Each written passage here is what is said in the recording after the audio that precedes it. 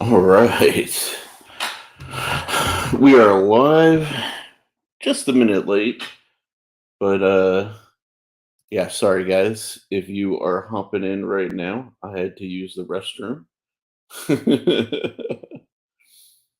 But let's see, what do we got here?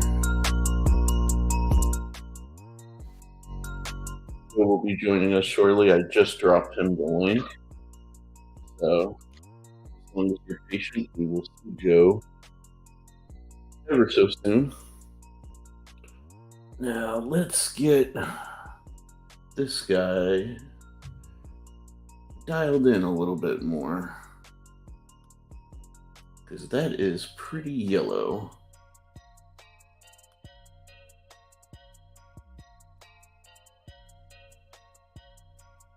Yeah, that looks much better.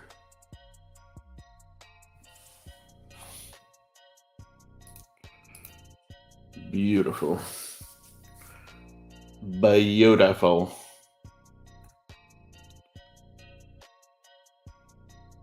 So what's going on? How you guys doing? Oh man, today has been a crazy day for sure. I'm sure Joe is tired. He had a busy day. I know that he had to drive down to San Diego and back, which from LA is like an hour and a half. But man, when you got to deal with like traffic, he probably was on the road for most of his day. What's going on, El Cap? How you doing, brother? What up, Crispy Critter? How you doing, man? Welcome, you guys. Thank you for joining us.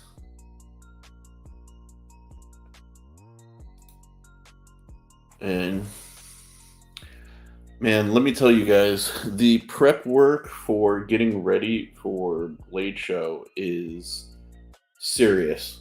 And also setting up my business, which is just like nuts.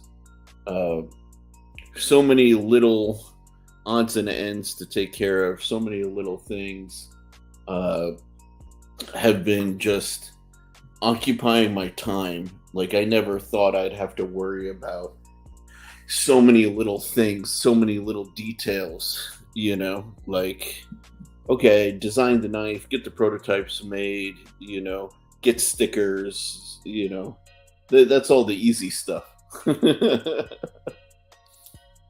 And yo, what's going on, Carco? What's going on, Cole? Dopey, welcome, man, welcome. And we have Joe in the house. I'm tired, man. I was just telling him, man. I was just telling him you had to drive down to San Diego tonight or today and back. So I'm sure you're exhausted. I'm so tired right now. I don't know. It's tired. Thank you, El Cap. Yeah. What's going on? How you doing, Maddie?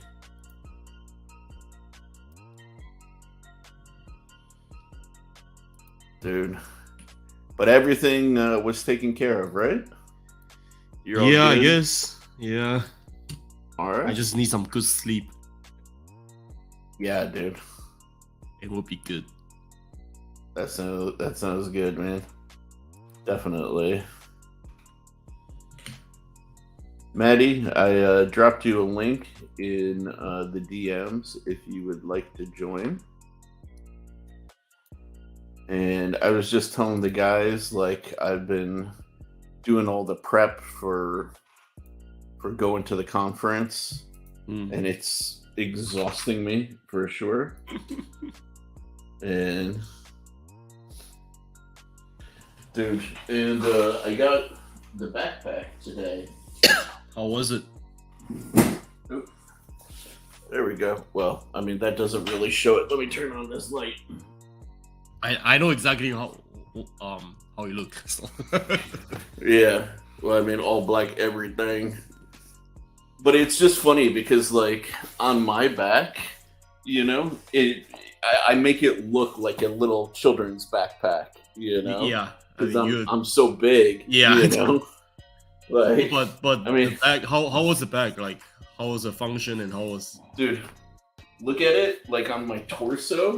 If I hold it up to like where my shoulders are, Yeah. it comes like halfway to my belly. Like I Mhm. can't zoom out anymore, but it's really tiny compared to me. That's you can do anything with that. Yeah. No, unless you make it make yourself smaller. admittedly though, like I kind of digging that it's a bit on the smaller side because it means that I'm not carrying as much weight and as much stuff, you know. My only concern is I don't have a lot of additional storage room for like if I buy stuff, right? Mm. So if you look up top here, Maddie recommended to me that I pick up this guy for the event.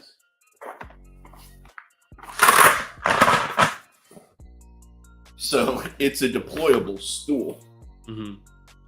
Yeah. you know, and it's beautiful. I mean, it's compact, you know, all of that good stuff, right? That like you want something to be, and it fits in the backpack, but it takes up a fair amount of room in the backpack, you know. So, God damn it, stupid.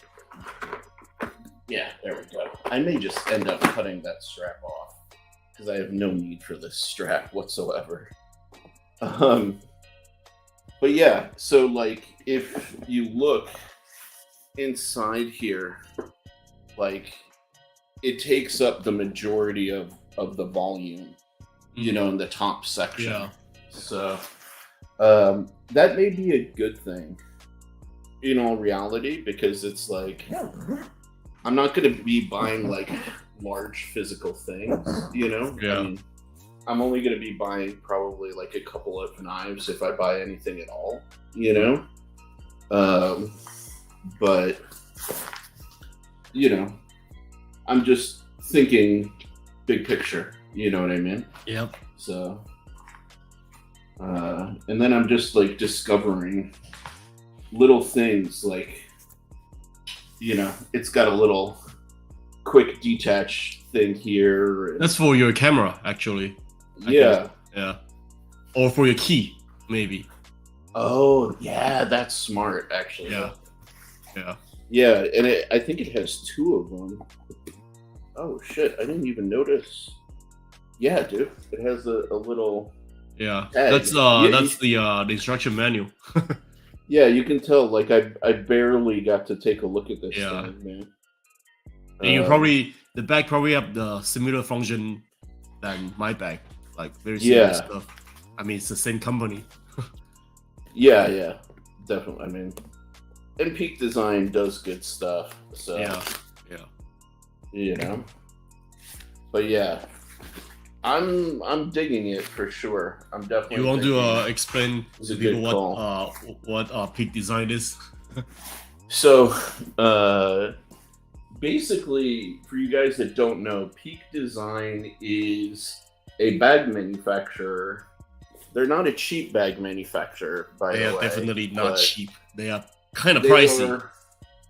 Yeah, but they're also incredibly innovative with their design, which is why Joe and I are willing to spend the extra This is mine. few dollars. Yeah. And as you can see, there's Asus. Their signature is the Asus of side backpack. Yeah. That you can Which is really cool especially if you're carrying something for like camera purposes. Yep. You know, you can get like quick access to stuff. Because you're carrying it like this, You know? and then you'll be swimming like this, and then grab your camera this way. instead exactly. of taking the whole back off and then do this and. Right, which like if you're doing any sort of photography, it's just so much more convenient. And I don't know if these guys, if people who work there went to our school. They probably do. They did. They probably do. Yeah. So it's horrible. I'm trying to show off this bag, but it's like all black and it obscures like every detail. But they do really cool things. Even like, I don't know, maybe if I turn up the brightness on the camera. There you here. Go. But they do little things even with like the shoulder straps. Yeah. They have these like, rotating straps. Yeah. Which are really smart because like, dude, for somebody who's bigger and broader like me, you know, that allows it to fit on me. Yeah. You know? Yeah. Versus like if you get most backpacks, they're sewn like this. Yeah. I don't know about you guys, but my neck is not that narrow. I got a fat neck. It's very uncomfortable. It is. So yeah, dude. Like Peak Design makes really good stuff. My camera bag is also Peak Design. Yep. But yeah, dude. The funny thing is though, I remember I was telling you I was worried about the straps like fitting me. Yeah. They fit me at almost the most open position. Like I can tighten them down just a little bit, but really at the most open position, that's kind of like where it's almost ideal. Yeah. I mean you're a big guy. So. I am. Even if I lose weight, I'm still a big dude. Like, there's no way around it. Yeah. So. But yeah, Peak Design has a good, very ergonomic design and quality design and all around good design. Like, this is my camera bag, right? Right here. For, like, on-the-go stuff, also from Peak Design. Yeah. What makes it really unique are these little like folding shelves, right? So you can actually like flip them up, flip them down. There's Velcro, so you can reassign the size and the place. Yeah. So it turns something from like being a big open space into actually having like 4 cubicles where you can actually like store stuff. Like a divider. You know? Yeah. Then you have like they have like yeah, front little pouch here. You have these things that are segmented for different batteries. What is super surprising about this guy, Joe, that I discovered, is it has this little slot here. Yeah, that actually fits nice. Yeah, my Microsoft Surface Go. Nice. So I can actually take my entire camera, my Surface Go, do like mobile photo editing, you know, not really video editing because the thing's not strong enough for video editing, but I can do all of that stuff in one bag, you know, and you know, have like a tripod and whatever else I need. So anyways, like, and there the divider, Maddie, I am paying attention to chat. You guys are talking about hot sauce and jerky. Their dividers is universal for all their Peak Design product. So you can use it as the backpack. You can put it in the backpack. You can put it anywhere within the Peak Design family, which is awesome. Yeah, man. So I'm glad I picked it up. Now I just gotta. You just have to figure out how slowly to start packing. Yeah. Yeah. Yep. Because I've got like the thing is like when I pack my bag that when I pack that chair, I'm not going to take that to the airport with me in the backpack. I'll put that in my luggage, and then like I'll put my other stuff, and that'll just be for day of, you know. Yeah. So anyways, how you guys doing? I am Yeah, how was your day? My day, mostly driving and dealing with all that craziness. Yeah. I actually get back around like 4. Oh, dang. What time did you leave? I leave at 12. Oof. Yeah, No, around no, 4. like I thought you left. What time did you leave LA? Is what I'm asking. Oh, this morning, Yeah.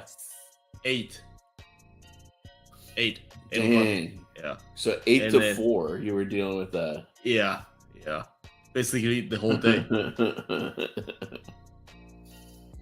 And Yeah, so basically to the whole day. give you some quick updates, Joe. Maddie got sent some hot sauce by somebody in the knife community. Remember Okay. my hot sauce? Yeah. It's hotter than that hot sauce was. Uh-oh.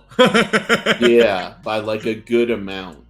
And Maddie had a teaspoon, like a teaspoon of it, like on stream. So he's saying his butt's on fire. Uh-oh. Yeah. Yeah. Mm. Yeah, I'm probably not gonna stay around for too long. I'm very tired right now, guys. No, that's fair. That's fair. I don't blame you, actually, one bit. And so, are you working on anything, No. or just chilling? You're just here for the chat, huh? I'm here to sketch, basically. What are you gonna sketch? I don't know. Give me a subject. Do you want to continue the? Do you want to continue doing bags? Sure. Okay, then I have a prompt for you for the bags. If you think of like Peak, remember what I was saying about the Peak design bag? That I like it. I just wish it had some of the elements of the tactical bag. Yeah. That's your prompt. Peak design meets tactical bag. Okay. Mhm. I'm done. Let me see that. No, let me see that top one. Close. I'm done. Close. No, you need some of the Molly system. This Yeah. webbing, Yeah. and I need a place for my patches. Dude, this sticky project patches. this design project can go up to 2 weeks, so which is perfect. Yeah. But Oh, it's yeah, actually dude. pretty fun to actually have some ideas, some criterias that I can sketch on. Dude. Well, no, it's interesting because I was thinking about it earlier when I was driving back and forth from the bank earlier today, where I was saying to myself, I was like, okay, like long term, where do I want to take Manganese steel, right? Like, if I have the choice of growing and expanding beyond knives, not to leave knives behind, but do additional product, right? And I was thinking about that. I was like, you know how many backpacks I've owned and how many bags I've bought? You know what I mean? Yeah. Like, so the idea of having one that meets like the design like side, but also like the tactical side. I definitely that, like, think, yeah, I definitely would think be that cool. your not Peak Design. I keep on thinking Peak Design, but it's Manganese steel. Mm. It's definitely a way. It's definitely got potential to start everyday product. I mean, not everyday product, but Yeah, everyday product. everyday carry, like Yeah. like backpacks or even pouch or even just those Yeah. simple, simple bag or wallet. And that's what I And- was thinking, Yeah. right? Like, if you think about it, from like scale, right? You could start with a backpack, that has a system which integrates like pouches into it, Right. you know, and that would have your like little everyday tools, but like nicely organized, not just like thrown in, you know. And then you could like scale further down to, you know, like nice wallets, high quality leather. Maybe there's leather elements on the bag, you know, like back and forth. Yeah. And um, it you can you could evolve into like a whole product line, like you were saying, of like everyday carry accessories. So like it starts with the tools, but then branches into these additional spaces long term. Like You know? laptops, camera for Yeah. sure, notebook. Yeah. Camera, you know, the thing is, I think really, if we're talking about this like a James Chu class, right? Like, definitely cameras are going to be The go-to. a must-have Must-have, accessory yeah. for everybody. Like, Because if you in the think about future. it, everybody has phone, but Yeah, phone you can take very good quality photos. right. And for us, I'm just gonna talk about designers in general, like Yeah. our lifestyle. We actually wants to. We actually a lot of times we actually went out and then take photos and just whatever we see, we take photos. Mhm. It's inspiration, but so having camera as everyday carry. Yeah, a camera is So- going to become an everyday Yeah. carrier item. I feel Yeah, like basically. the phones have come really, really far. But if you're working in like a creative field, they're like fundamentally limited. You know. Right. So, Dopey, right? Like what I'm talking about is some way to get them in and out like easily, you know, or like. So what I love about Molly, right? Like I don't have it on here, set up on here, but I have these like quick disconnects for Molly. Is like if you have a tactical pouch or like tactical bag, like I can use these. I can attach my pouch to it, you know, and then I can use these, you know, quick detach systems to, you know, remove them and like pop them on and off like very quickly, If you, you know. I think one of the inspiration we can take a look at is overlanding vehicle. Right. You can like people. Somebody asked me in my comments, you know, on my video, like, why do I have so many pouches? Why do I have like different sizes, different types of things? It's because I'm constantly changing and The way adapting my you- loadout for my Yeah. my moment, Yeah. right? Yeah. So, like that's kind of what I'm thinking about. Like, okay, for this trip, for example, I have my power adapter charger, you know, kind of like setup, right? I'm gonna have this. I'm gonna have my USB cables. One of the things I always like to take with me on trips is this guy, which is a deployable like not blanket, but it's like a picnic mat. So like let's say even you're at a table and birds have crapped all over it.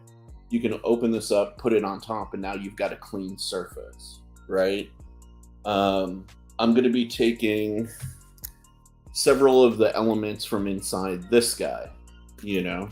So I'll have my notebook, my flashlight, my like tool thing here, my pills, you know? So like I'm taking a lot of little odds and ends. I may even take a spare hard drive with me so that I can take everything that's on the camera, dump it on the hard drive just as a backup, you know, so I make sure I don't lose anything from like the SD card, because the SD card could crash, you know.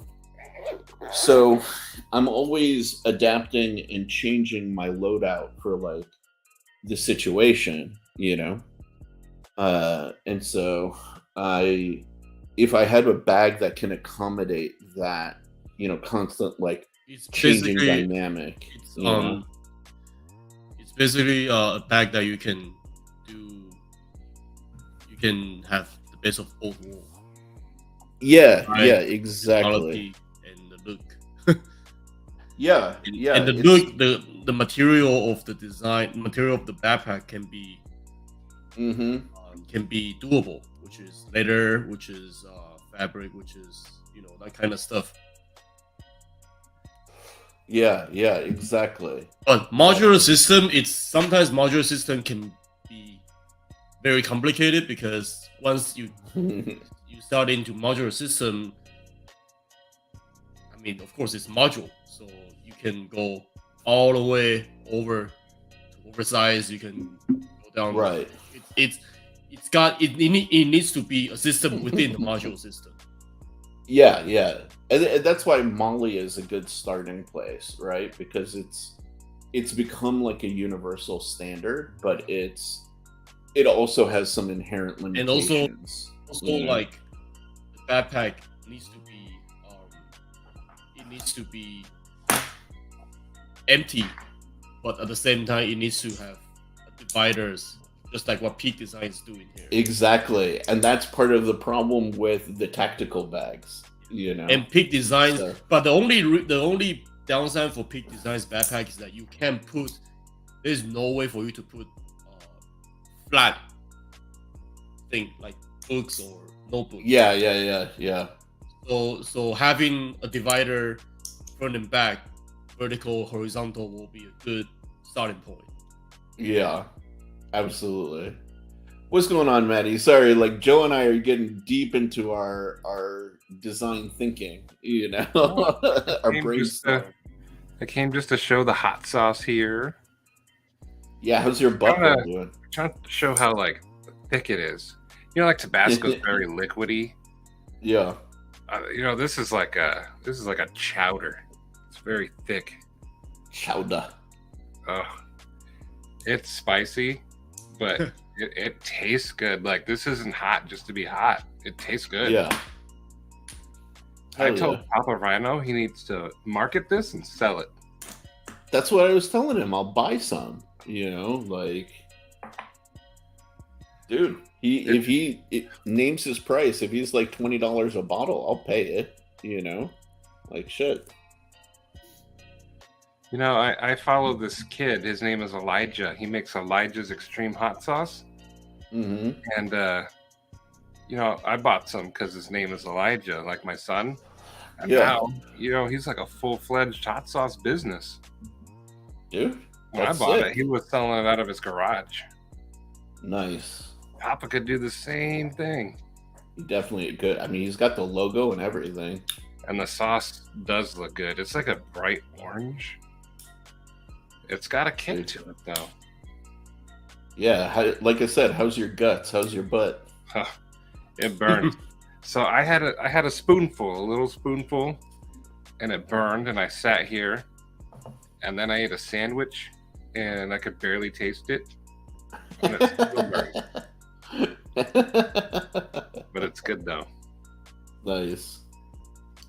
So what do you think of our conversation that we're having about the backpack? Like, what do you like and dislike about backpacks? Hang on, let me show you. Yeah.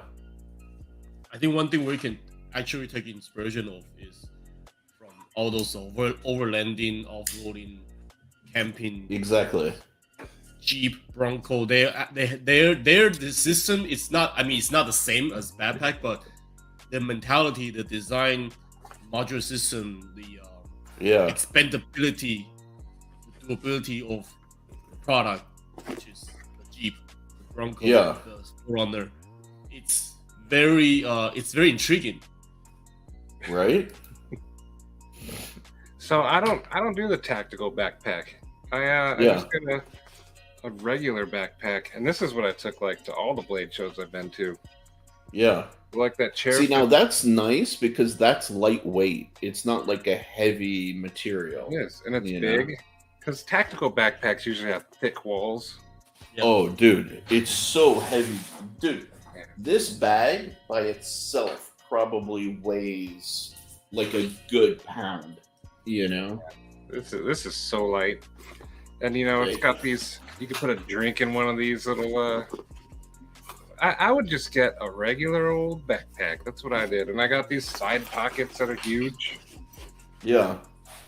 I get people like tactical stuff because it's cool, but Yeah. going to Blade Show, you're not like going to Vietnam. Well, see, and that's why I got this guy, the one that I started talking about. Maybe you came after I started talking about No, it. I was here the whole time. I couldn't type Okay. it first. Oh yeah. So like this thing is just optimized for people who are carrying cameras.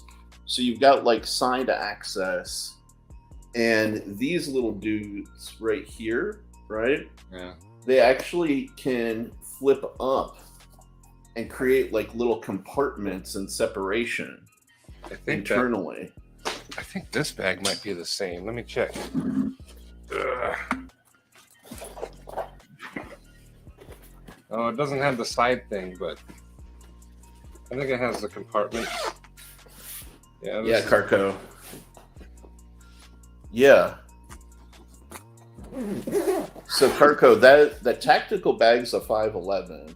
Like that bag and my Go bag are 511 bags, and like when I go down to like LA and stuff, I can take that bag. I could basically have what I need for like 24 to 48 hours in that backpack, right? But like for Blade Show, I wanted something a little less big and heavy, but also something that I could keep my camera gear in. So like with this guy, the advantage for somebody like me, right?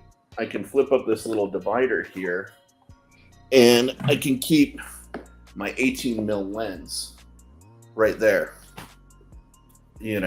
and know that it's kind of like held in place, and it's not going to get like beat up or like knocked around. There's another one on the other side. Something was on the other side. Yeah. Massive. That makes sense if you're bringing a camera. I don't Well, bring actually, this is not only for a camera though. It's for anything. Yeah. It's not designed.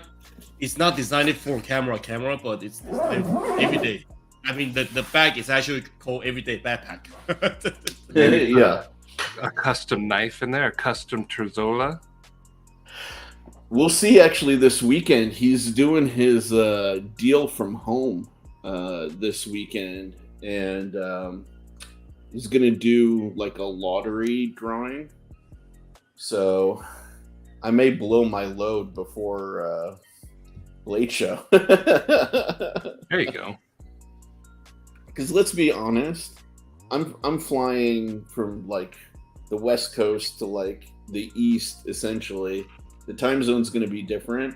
I'm not going to be at Blade Show the second the doors open to like run to the Terzola booth to be like, give me that one. Here's $1,000 cash. Like, Most people, I think, are gonna go to Microtech, Koenig, and Yep. the Demco booth right away. and maybe and OZ for the Rosies. Yeah, they're gonna go there first. Yeah. That's the best Definitely. time to go see all the other booths. Like me and Mhm. Stevie, he wanted to get his Valor, so we went to Artisan first. We got to chat with those guys for a long time before anybody even got to us. Nice. That's Yeah. smart. But the Koenig line, that built up quick. The Demco Oh, line really was good. the biggest line. Everybody wanted a 20.5 titanium. I'm one of the rare people who is just not into the Demcos, but Yeah. I'm sure they're Well- cool. But At Blade Show, he was selling like Timascus, full Timascus ones. Jesus, So people were spending a lot of money. and dude, by the way, Joe and Maddie, because I talked to you both about this, Yeah, I pulled the trigger today. Oh, okay. Yeah. I know I shouldn't have, but I did. It's okay. So maybe next time you see me, Joe, depending on how long it is, I may have another fun toy to play with at the range. That's not a surprise. Well, I don't want to derail the live, so I had like an idea for a game we could play with the chat. Oh, okay. They give us descriptions, and we design a knife based off what they say, and we'll see like what us three come up with. Dude, Joe, you down to sketch some knives real quick? Maybe we just to be clear, is this changing to a knife channel? No. This is about design. Yeah. Design, yeah. You want to design something else then? Or I like the idea of like a prompt, but Let's do what prompt are you? Yeah. What are you feeling like sketching, Joe? I thought I'm sketching backpack because you just give me the subject. Okay, then let's make it about the backpack. What are some more like features and stuff that are important? Maddie, you brought up lightweight. Well, you brought up lightweight. Well, you from your bag, you know. I brought up simple and big. Okay. I like simple and big. Okay. That looks like a car wearing a backpack. Joe, what else are some other things like beyond the overlanding? Like that's Organized. I think Organized. okay. Organized, clean, easy to clean. Oh, I didn't think about that actually. Easy to clean. Durability on the ground, actually. Wheels in the Oh hand. yeah, that's a good point.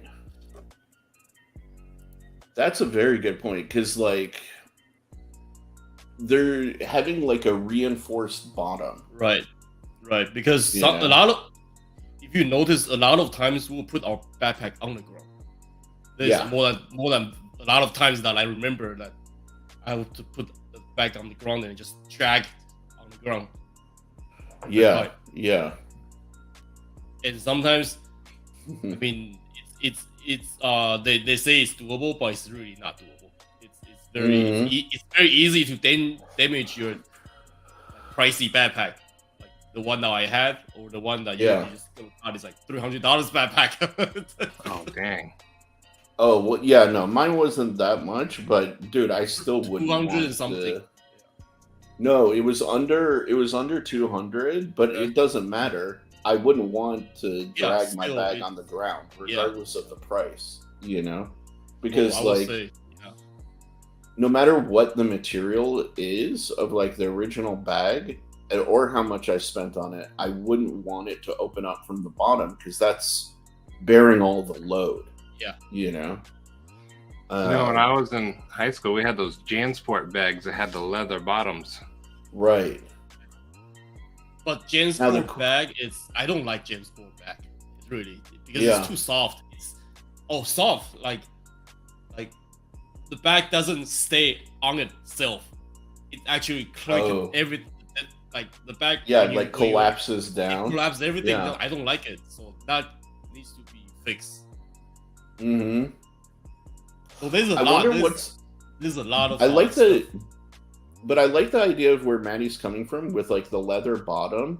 The question is, what could be a modern material that's a replacement for that? Right? Because like leather does abrade as time goes on, right? Is there a modern material? Like for me, I know what my brain went to. I know exactly what I need, what I'm gonna use for that. What? So hiking shoes, the bottom of the hiking shoes, using the similar material and then put it on under the backpack. And just sew it. That's That's really smart. Kind of like, you know what he was talking about, Maddie, like a Vibram, like rubber or something like that. Like durable rubber, or like a floor mat in a car. Yeah, Plastic floor mat in a car. There you go. That'd be like super durable. Yeah, and then basically you got either it's gonna be Velcro or you got like buttons that you can put them together, and then you can. My imagination is you can replace that. Right. You can yes. take it off and then get another one, put it back on with just. Yeah, I like that. More simple how do you say? For simple attachment. Like the snap, but maybe stronger than just those snaps. You know, that's a better idea than what I was thinking. I was thinking about like something crazy like Kevlar. That's what I was thinking. Know? It'd be lightweight. Yeah, but it would be lightweight, but it would be very expensive. Very expensive.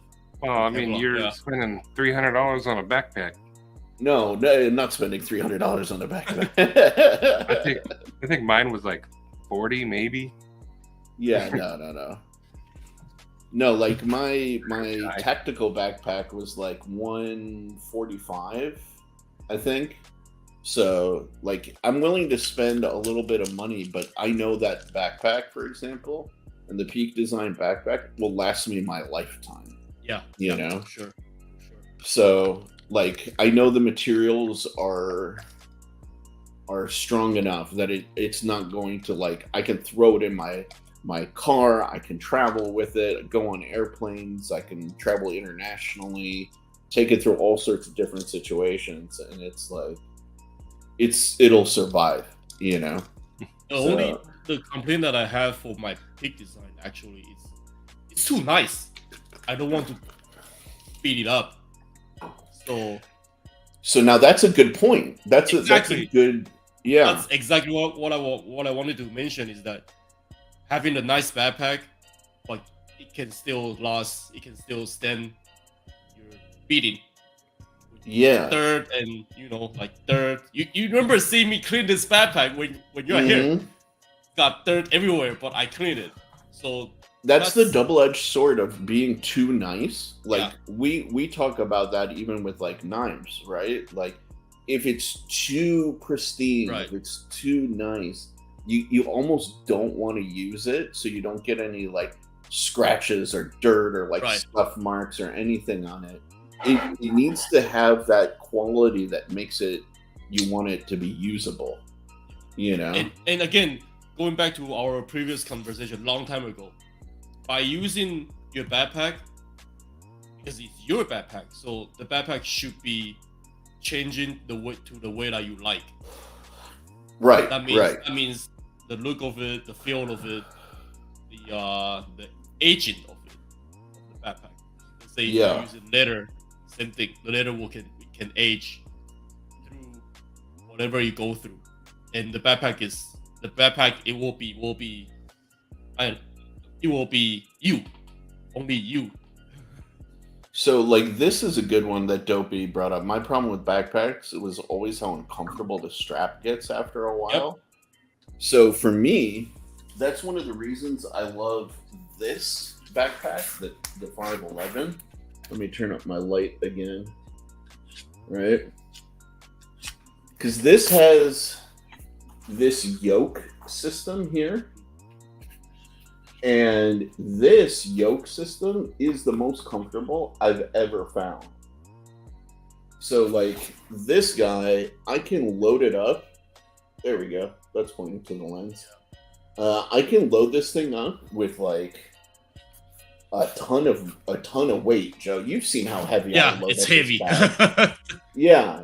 And, like, once I get it on my back, it's super comfortable. And I can actually carry this bag for a long time with a lot of weight in it. Yeah. So, like, comfort. I think very this important. is a big factor for sure. Yeah. Like, how this strap system interacts, and especially, like, you don't have any seams exposed for your neck, so you're not getting, like, irritation from, like... and you're not getting cut on your neck. Yeah, exactly. Right?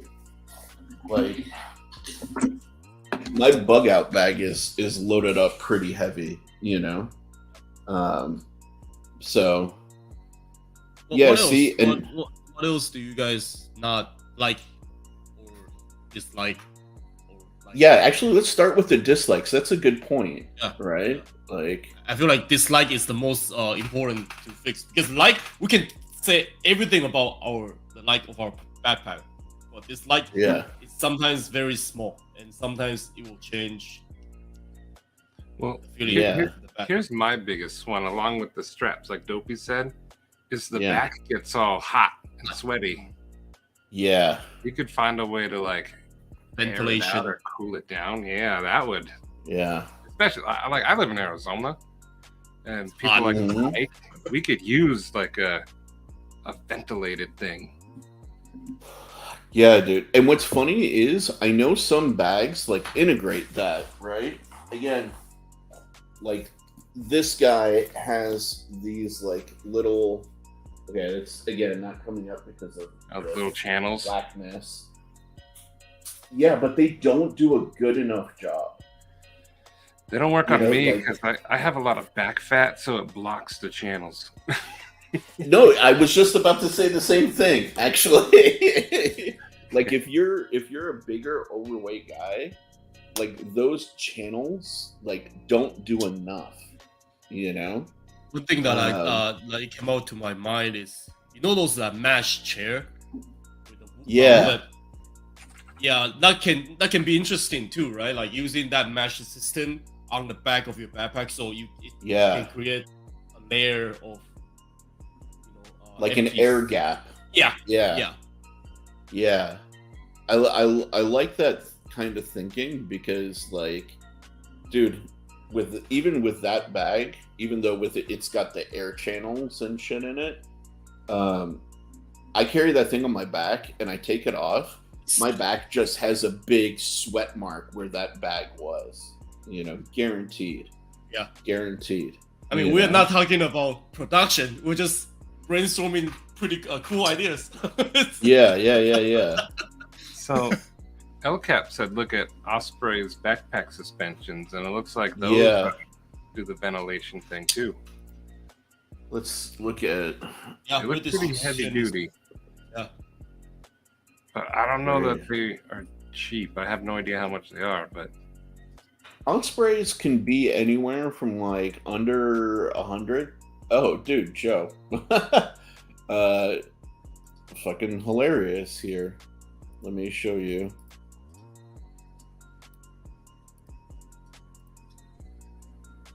Look at that on the right. That's exactly what I was talking about. Yeah, dude. Yep. That's exactly what you were just talking about. Yep. Yeah, and like they have it all throughout the shoulders and I mean, everything. The stuff that we talk about it's nothing new basically, but in designs that we have to make it better with Yeah, existing yeah. technology and existing materials and existing parts. Well, and I think what's interesting is that we see this kind of stuff like in a specific area, Yeah. right? So, like Osprey, because they're designing for camping, or not camping, Outdoor- but like hiking and activity. outdoor stuff, they have those certain like thought process. Then you have like the tactical bags, which are really good with the modular, like external modular stuff, which is really good in their scenario. But then you have like camera bags, which are really good for internal modular, Right. you know, and like clean exterior. But it's like nobody is meshing the There's concept no together. connections in three of this area. Exactly. And you know? like when we're talking about connections, like conjugation, sometimes conjugation is good, but sometimes it's not. Right? It's not like combining everything will be good or better. You actually have to think of what's working, what's not working. in Yeah. design field. Yeah, absolutely. That is why talking and chatting and brainstorming is so important in design. Yeah, it's true. But I do like the idea, like what Osprey did is they did that mesh Yeah. on top of deep channels, Yeah. which is really cool, you know. And one other thing that I was thinking is that just a question, like if this if we are actually going to produce this bag, what is the brand image of this bag? What is this brand is about? Does it about so outdoor activities? Does it about camera usage, or is it about everyday product? Or it's for me it's about everyday products that are like eminently useful but also have a high-end sense of style, but at an attainable price for like everybody, right? if you have So like the Matrix 6 system, it's going to be. I'm going deep here, you know. no, yeah. If you have the Matrix system, we got, you know, cheap and. So I'll throw this out there, right? Like my dream always in trans when I was doing car design, right? I wanted to bring the aesthetics, the feel of like Lamborghinis and Ferraris to the $20,000, $30,000 car. It's one of the reasons I like the BRZ, right? Because like I am so fed up with. I mean, and if you look at like not a Lamborghini, but if you look at a Ferrari, it doesn't require special manufacturing to get their bodies. It's the same manufacturer, just designing differently. Right. Like there's not a single Ferrari, maybe with the exception of like the Enzo or the F50, the Enzo, and the SF90, but because those are like the top tier, right? But there's none of them below that level that have body styles that you couldn't mass manufacture, you know? So no, that's what I'm saying. That's actually a good take, because a lot of times cheap car doesn't look good. Right. I'm just gonna put it out there. Cheap car doesn't look that good a lot of times. Yeah, exactly. So here's a question: they have backpacks where like you can plug your phone into it, or you have water. What if you had a backpack that had like a little fan that blows on your back? I was thinking about that. I think I see some concept on this type of directions before, but usually the design doesn't look that good because the backpack and the fan, it's bulky, especially with the fan with the plate on it. So it's doable, but it take up a lot of room. Yeah, it takes a lot of effort to design. Okay, and that's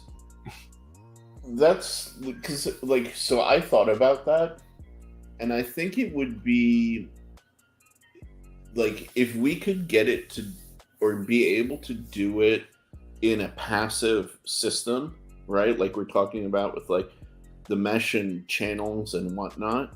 But if you have the option to do it modularly, right? Let's say to add a fan after, then it would be extra good, right? But the base system would need to be able to do that on its own, and then you could add like an attachment, you know, to. So if you're adding a fan, like that. If you're adding a fan, that means you need a battery. If you need a battery, that means you need to have a power continuously charging. So I thought about that, Joe, and I thought like if you had the attachment, that battery could be built into the fan. Exactly. And maybe you can even have a USB cable just to charge. And then that USB cable, if you look at what's the best example? If you look at Philips Sonicare brush, it's actually got a case, and then that case it's actually a USB charging dock, and that USB charging dock, it's kind of wireless. So right. once you put your toothpaste in, your toothbrush in it, you don't have to connect your toothbrush to the case. You just put it in there. So I'll tell you this from my own perspective. One of the things that I don't like in today's kind of like world and society is we need to have battery banks. Right. And this also is a massive red flag if you travel, right? Yep. So like I'm gonna hop on the airplane. This is a 2600 milliamp hour Can't have battery that bank. in airplane. I can. This is the limit though, right? And you're limited to 2600 milliamp hours or 26,000 milliamp hours total for everything that you carry, right? You're not only carrying the problem one is battery. yeah, but this thing is heavy as hell. And that's one of the reasons, like, at least for me, unless, for example, we did research and said that people want like a wired backpack, I'd want to avoid adding as much as possible, because this thing adds a lot of weight, like a heavy. lot. It is. It's incredibly heavy. That will encounter what we had earlier today. The weight distribution, the comfort. Exactly. And like, I know that there's a lot of like creative solutions for like lithium, but then you shift the focus away from doing the function of a bag, and now you're making an electronic, product. Basically, yeah. So that's what I was saying. Like, if you did think of like I don't know if you've seen the new computer fans. They actually attach to one another with magnets. So there's one that gets the power and then that attaches to it like via magnet to the next one. If you had like a small fan like that, and you could attach, like what you're saying with the Sonicare, like a little battery bank via magnets, but it's tiny, like a small one, because like the fan doesn't take a lot of energy. And the fan doesn't have to turn super fast. Just as long as it can just a constant breathe. Exactly. Yeah. So that's the catch. That's right. The give and take over there. Yeah. So like I don't mind the idea of like having a fan at all, because if you can keep like a slow cycle of air just evacuating just ventilate the heat. Yeah. But I will also look at basketball shoes. Exactly. A lot of the shoes they got ventilation system in it that doesn't require any electronic and mechanical parts. That's what I was saying. If you can achieve your goal through the construction first, and then add the addition of a feature, makes it like it takes it to that next level of like capability, right? I'll never forget, like I used to play paintball. Maddie, you used to play paintball, right? Mm-hmm. Yeah. Did you ever get any of the like professional like paintball pants ever in your life? No, I got my clothes from like a army surplus store. Okay, that's what I did for a long time, and then one of my buddies, he convinced me to get some like professional paintball player pants, right? And he said, "Oh yeah, you get these. They're designed to like just clean off a little bit easier than like whatever." Because I would play in shorts, I'd play in jeans, like, you know what I mean, or I get some like fatigues from the Army Navy surplus, right? Mm-hmm. And he was just like, yeah, dude, like, get this, they clean better, whatever. But one of the things that really surprised me with these is like the first day I wore them, they had this like weird strategic venting like around the back of the knees and the top of the waist.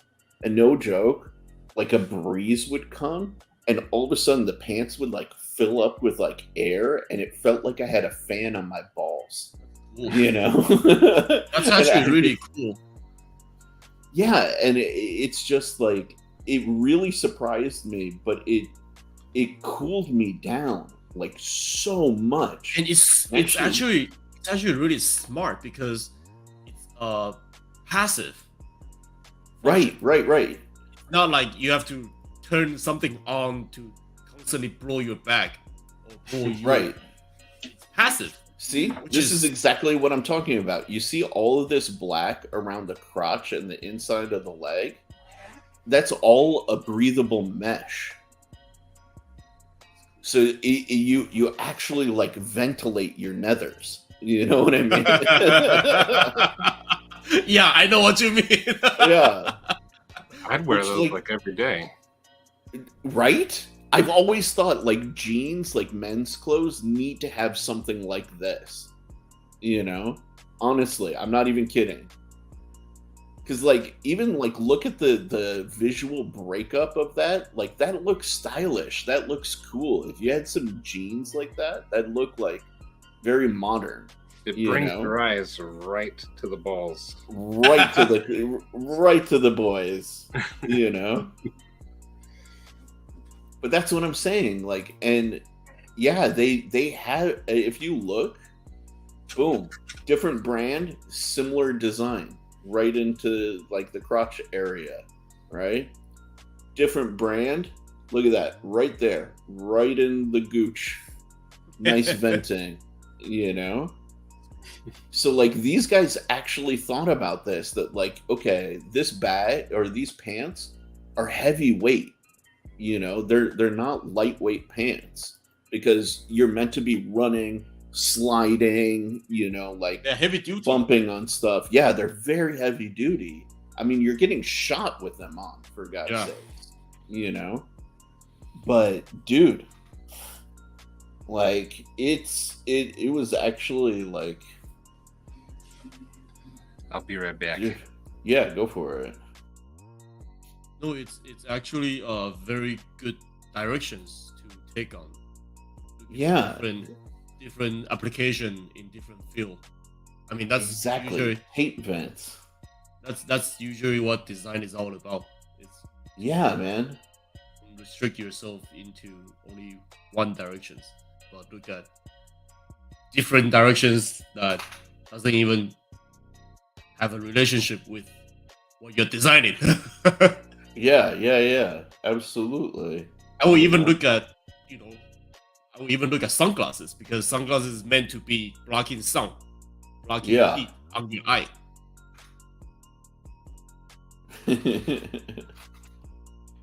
So I'm gonna look this up right now, because that's actually really cool if they do offer them, Terry. But yeah, like that's the thing, right? Like well thought out location and structure, and it's elastic too. It wasn't just fixed. And so the you best could really part, stretch. right?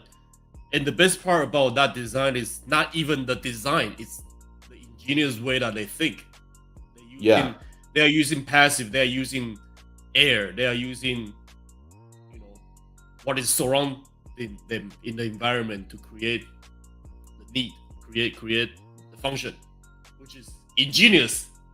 Yeah, dude. The second I put them on, I was shocked, if I'm honest, because like I'm always a fan of designing something that you doesn't even have to think about it. It's just there. Right. It's just using the surroundings, using what's already been done, and apply it to it. Dude, Joe just explained that. That's how we got from backpacks to testicle vents. Yeah.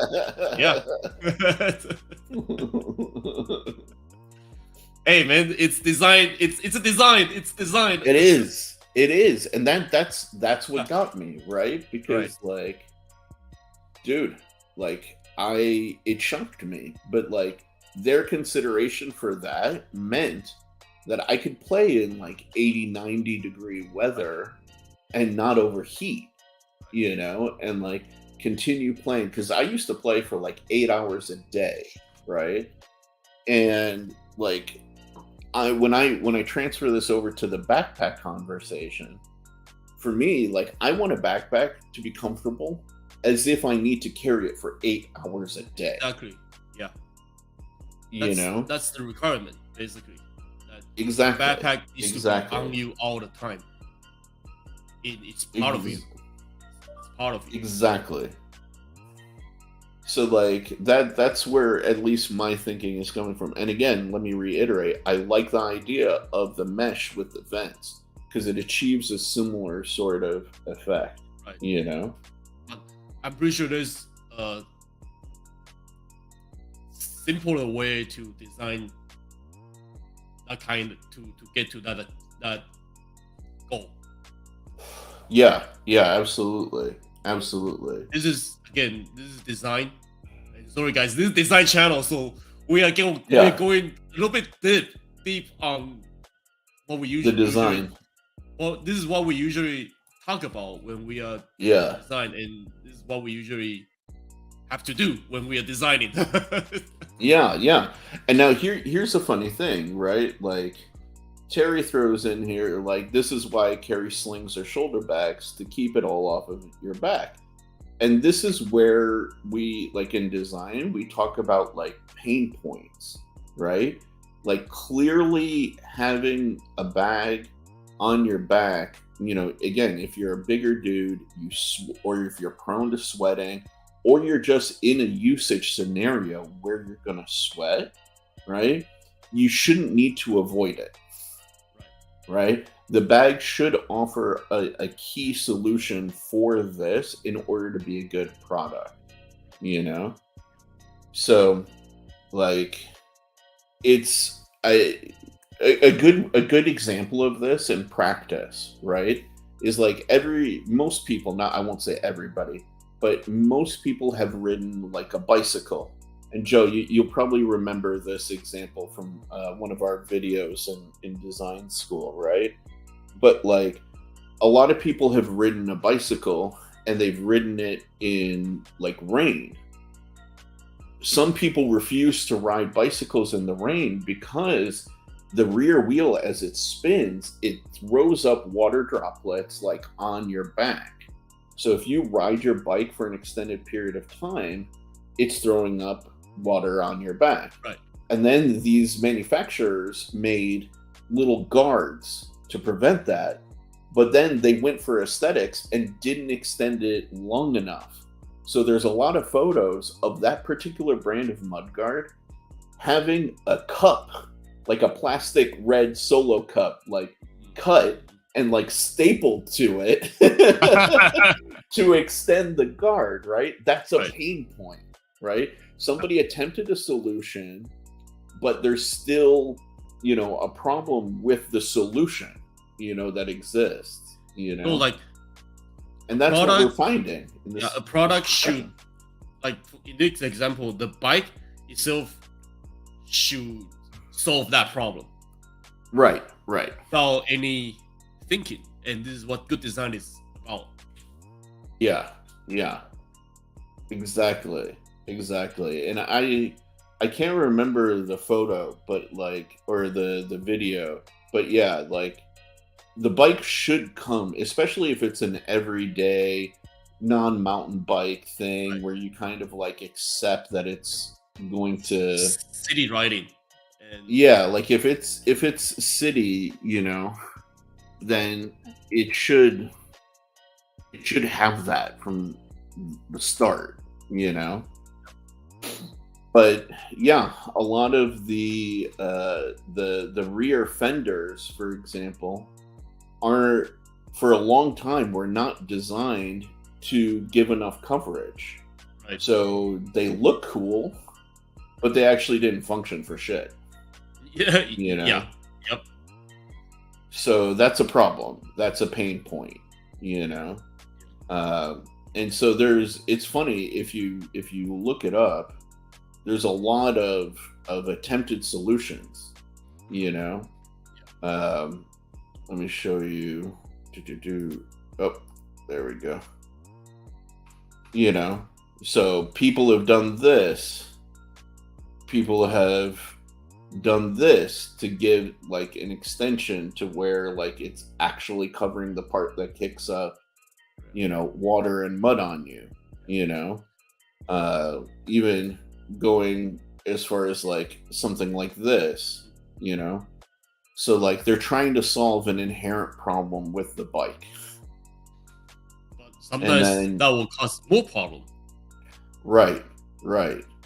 Which is exactly like where is that one I saw in the very beginning? Like this. Like what the hell does that do? That's pure aesthetic. That's pure aesthetic. Right. It's so insufficient, you know. So like for the audience out there, you will notice that we are not talking about backpacks. The reason why we are not talking about backpacks all the time is because we have to get ideas from every other place. I mean, the topic still backpack design, but there's a lot of application that we can use around the world, around the environment, around the situation that we are in. Right. There's a lot of analogies, you know, like lateral thinking about things, you know, different industries that different take on the similar problem. Just like what Dopey's saying here, right? He was thinking about small vent tubes similar to like a cell phone, you know. Yeah. So like that's a very interesting idea, right? Like heat pipes. Yeah. That take the heat and it's like the what is that called? It's like the ventilation system in graphic cards or in like a laptop. Like let's say your laptop in the back there, it's got a heat tube that transfer heat. Exactly. Transfer heat out of the backpack or the laptop. Exactly. And I think that's a very interesting concept, you know. Let me see if I can. And other thing is that if the backpack can kind of feel like it's floating in the air, that will also solve the problem of heating in the back. Because when it's floating in the air, it's got weight distribution is soft, and you don't feel the pain in the back. Once you don't feel pain in the back, you don't get sweaty. Right. Like one thing connects and relates to another thing. Exactly, Terry. Absolutely. You need to be able to draw inspiration from anywhere. Exactly. Right? Yeah. And like I like where you're thinking here, Cheeto Bandito, with water cooling. It's not even so much that it'd be too costly. I think like a lot of people underestimate the weight of liquid. Yeah, liquid's heavy. Liquid is incredibly heavy, you know. Yeah. Welcome back, Maddie.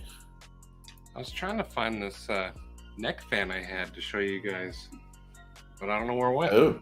I use it every summer. But I was going to that it's like lightweight, but it cools you. It's very small, rechargeable.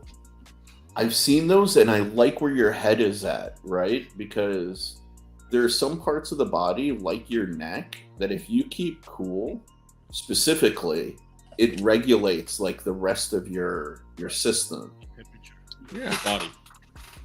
Oh, dude, I dig that, right? Like if you had like the mesh, you know, and like the channels or like the tubes in the back, but then you had like a lightweight like neck fan, you know, like, and again, it could be like a subtle thing where it just clips on. It's not always there. It's up to the user to if they want that additional feature. It would be so cool if all these features is clip on. Right. Yes. So basically, you start small, like a sling bag, and then ultimately it becomes a backpack, it becomes your backpack. Exactly, it becomes your backpack. You can customize it. You can, and then if it's got leather outside, it's got mesh outside, and then you can mount stuff. You can put stickers. You can put it's yours. That'd be pretty cool. And you can keep it as light as you want, as heavy as you want. Right. That's really genius, Maddie, because you just reminded me of this guy. So this was an innovation that Mercedes did, right? Instead of relying purely on the vents that face you, they realized the importance of heating and cooling the neck, specifically in a convertible. And they created this thing that they called the air scarf. That's smart. That's genius. Dude, right? And that's where I was thinking, like, dude, Maddie just brought up a genius thought, that, like, if you had this thing on the neck, it solves a lot of your sensation of heat. And, like, oh, dude, I dig that. I dig it. And also, let's look at convertible cars, because convertible cars usually, when you have top down, when the top is top down, you don't usually need air condition even though it's hot outside. Yeah. And why is that? Yeah. Because the air circulates and flows. Exactly. Yeah. Air circulates to the back, to your neck, and then ultimately to your body. But dude, if you look at this, right? That's the graphic card. It's like it, right? It's exactly like it, right? Yeah. But they showed, right? If you look at this, they used thermal imaging, right? To show that if you introduce like a heater right there in the neck, for example, or in our case that we're talking about is like cooling, just even like nice airflow, it completely changes the experience. So that's smart. That's really I dig it. Yeah, that's actually a good direction too. Yeah. But again, nice, Maddie. The ergonomic part of it. Mm-hmm. What I mean by that is, how heavy is it? How are you gonna construct that? What's the weight distribution? What's the have you seen the type of thing that Maddie is talking about? Kind of. It's very light. They're actually really small and really light. Here you go. Yeah. Like this guy. Yeah. Right? And that's really like all you need is just, and this thing, especially if you made it like flexible, it could, like I was showing you the yoke here on this guy, you could literally mount it onto this, and then you'd have like a switch to turn it on, and it could sit on top of this. Yeah. And that's it. You literally, it's an accessory. You click it, snap it on, however we attach it. It can have its own power source, so it's not adding a lot of weight, because these have batteries built in, right? So, dude, I think one of these can last for how many hours? How long does yours last, Maddie? I take it when we go to the zoo, it lasts all day. Okay, beautiful. I just charge it the night before, and we're at the zoo from 8 o'clock until, I don't know, 7. Yeah. Dude. I dig it. That's a really, really cool idea, Yeah, I agree. I agree. Look at Cheeto's other comment. And then Dopey said, call your backpack the Peace Pack. Peace Pack's a cool name. Yeah, it is. Cole said you could put an extended battery if you want on the side. Mm-hmm. But like El Cap, he climbs. He wants as light as possible. Yeah. But yeah, if all these are just accessories that you want, you don't have to get them. Like Joe said, you can make it your backpack. Right. No, I think making it yours, it's very important because remember, Sharif and I, we had kind of this issue that our equipment is the same. Yeah. No, it's so funny, dude. Mehdi, like both of us have the same camera bag. We have the same camera. We have the same lens. lenses. We have the same microphones. It's retarded, you know? And like it's like literally you could take both of our stuff, throw it into a box and mix it around, and we wouldn't know whose is whose. Yeah. You know? So it's like if you could give people a base and then they could modularize it exactly to their specific needs, right? So like El Cap, you know, we start with a lightweight base, you know, a good structure, good storage solutions for whatever he needs. Boom, he can use it for like his scenario, right? Like you have a different usage scenario for you, Maddie. So like, okay, you're gonna go out with the kids. Yours is gonna be a mix of that lightweight, but also with that cooling capability. Cooling Right. is number one for me. I get overheated. I hate being hot. So Yeah, so I don't care if the bag weighs 50 pounds. I'll carry it as long as I stay cool. it's like There you this, go. right? Like this. If we're thinking about module, the very base one module, it needs to contain the cooling, the ventilation, ergonomic. These three Yeah. main points that it Yeah. needs to be in there, even though it's just one module. But if you're modular, you're just gonna add on top of that module. But, Yeah. Yeah. But however it goes, the base functionality is the same. The base, Yeah. or how do you say it? The base? How is there a way to say it? Like the Base like capabilities. Yeah, base capabilities, base criteria is the same. That Yeah. needs to meet the criteria first, and then we can add on to. Yeah. So I think that's a good starting point. Like cooling and comfort is number one, actually. Like because for me it's a mix, right? Because I agree with Maddie.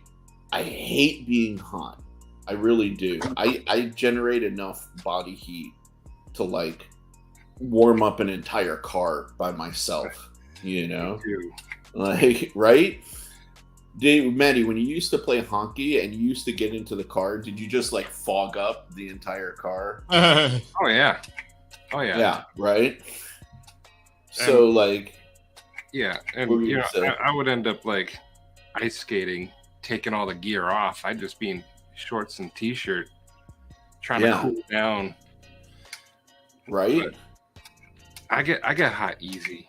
I'm Yeah. I'm definitely in the wrong state. But you know, not everybody does. Like you know, I don't know where El Cap is from, but people in the north, cooling is probably not their number one concern.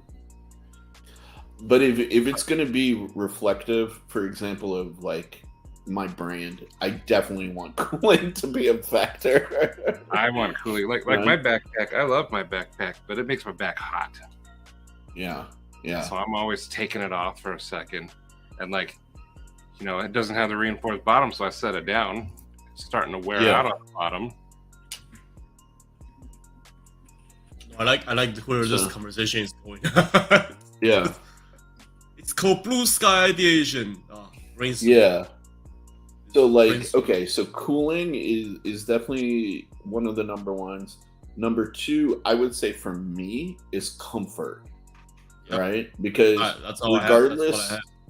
yeah, regardless of what I loaded out with, like I said, I want to be able to carry a bag on my back for like 8 hours, you know? without breaking a sweat, right? Because like perfect example, if you're traveling, like I'm going to be traveling internationally in June, right? So that means I'm going to be standing in line at an airport, waiting for like check-in, waiting for TSA. I'm going to get to my gate. I'm going to have my bag on me, like get onto the airplane, hop off when I have a connecting flight. Going to be in another queue for like checks and all of this stuff, right? If my bag is not comfortable, regardless of how much gear I've got in there, that becomes a miserable experience. Yeah. You know? And the bag that you are wearing, that you're carrying, should provide a comfort, because right. it's meant to be on your back. Right, exactly. Like I want it to be, like you said, almost like floating on air, but I also want it to feel like balanced and almost like an extension of my body. Like I don't want it to feel like it's, like it's awkwardly sticking out like 10 feet also, which that's one of the biggest concern that I have with a lot of backpack nowadays. It's just the look on the body itself, it doesn't look comfortable just by the look of it. Yeah, it's like a turtle. Yeah, very true, true, right? And then after we go from there, one of my favorite things is accessibility, like getting access to what's in the bag, like quick and easy, ease of use. Yeah, like it's one of the reasons I like the Peak design bags, because they have the side access, right? And they also got the modular. Well, yeah, but before even we get to the modular part, right? I like the idea of, so like I'll carry a sling, or I'll carry, like a one-sided shoulder bag, because I can swing it around quickly, get what I want without having to take it off of my back, right? But if I have to fully take it off my back, put it on the ground, open it up, that's inconvenient to me, So when I used to do the drone stuff, that's one of the things I hated most about it, because the drone bags were like camera bags, like traditional camera bags. Let me show you. Boxy. Yeah. So like my drone bag, for example, okay, I like how they don't show the interior, but yeah, this was the model. Actually, oh, sweet. I like how the picture is small. Bastards. Okay, yeah, here we go. Where's the interior shot? There we go. I don't want to subscribe. It's like a traditional camera bag. Yeah, exactly. Well, it's designed by Lowepro, and that's what they do, right? So I'd have to set the bag down, open the whole thing, and what's up, Mind of Milton? Dig in to access any of this stuff. And one of the things that I would use most frequently were these guys up top here, the goggles, and then these guys over here, which would be the batteries. There's no quick access to either of those. And most of the time, like the drone would be strapped on the outside. I could hold my remote, right?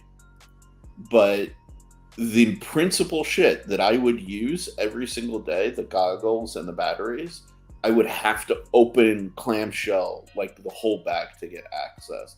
And it used to drive me nuts. And it also, this is a weird consideration that a lot of people don't think about, but it made me vulnerable to theft. Because I'm sitting there, now I have the thing off my bag and all of my shit is in the open. think about how long it takes you when your bag is open like that to like zip it up, close it up, cover up your shit. Security. Yeah, exactly. Right. So like, it's one of the reasons I like the Peak Design bag, because it's like I can keep it on my back and still operate. And Peak Design actually integrate a lock system in their back. Right. Which is such a genius idea. Yeah. So you would never think of putting the lock system in the back, but the lock system is not your regular lock. It's basically like a leather strap. Yeah. That ties together, which is genius. Again, like we talk about like using what is already exists and then make it stronger, make it better, and then fit into the whole design philosophy of the backpack. So and that's Dopey actually like brought up an interesting idea too. Is like, what if the bag could transition from like being like the straps being like detachable and going to like a single strap, So I got handle on the top, strap on the back, and then I can handle it like this. Yeah. You can take this out. No, but he's talking about like a single like chest strap. Yeah. No, actually, Peak Design actually have something like that too. If I remember, Yeah, and he was talking. It could be like, what if it could also be reversed to the front? That's an interesting idea. I think we'd have to like dig into that a little bit more. Yep. But dude, there's a lot of good ideas today. Yeah, for me, like we were saying though, like I dig being able to like go from on my back, swing this around here, and then boom, have access to the shit I need. Pull it out real quick, Oh, I need my lens. Boom, there it is. Oh, I need this microphone. Boom, there it is. You know what I mean? And boom, close, and I'm done. Yeah. And it's back on my back. Did you ever think you would think about shit like this about a bag, Stevie? Like, we can go deep. Or not Stevie. Fuck, Maddie. Yes, you. We can go very deep in design. Yeah. I have never thought about a backpack this hard in my life. Design right? Thinking. This is design thinking. If is what design is all about. Normally, I would think it's boring, but like watching YouTube brainstorm, it's pretty interesting. Dude, like and we haven't even sketched a single thing yet. No, like I go to Amazon, I just buy backpack, but then hearing you guys talk about all the things that go into like designing a backpack, it's interesting. Actually, the process goes like this for every single design that we talk. Yeah, literally. Yeah, like.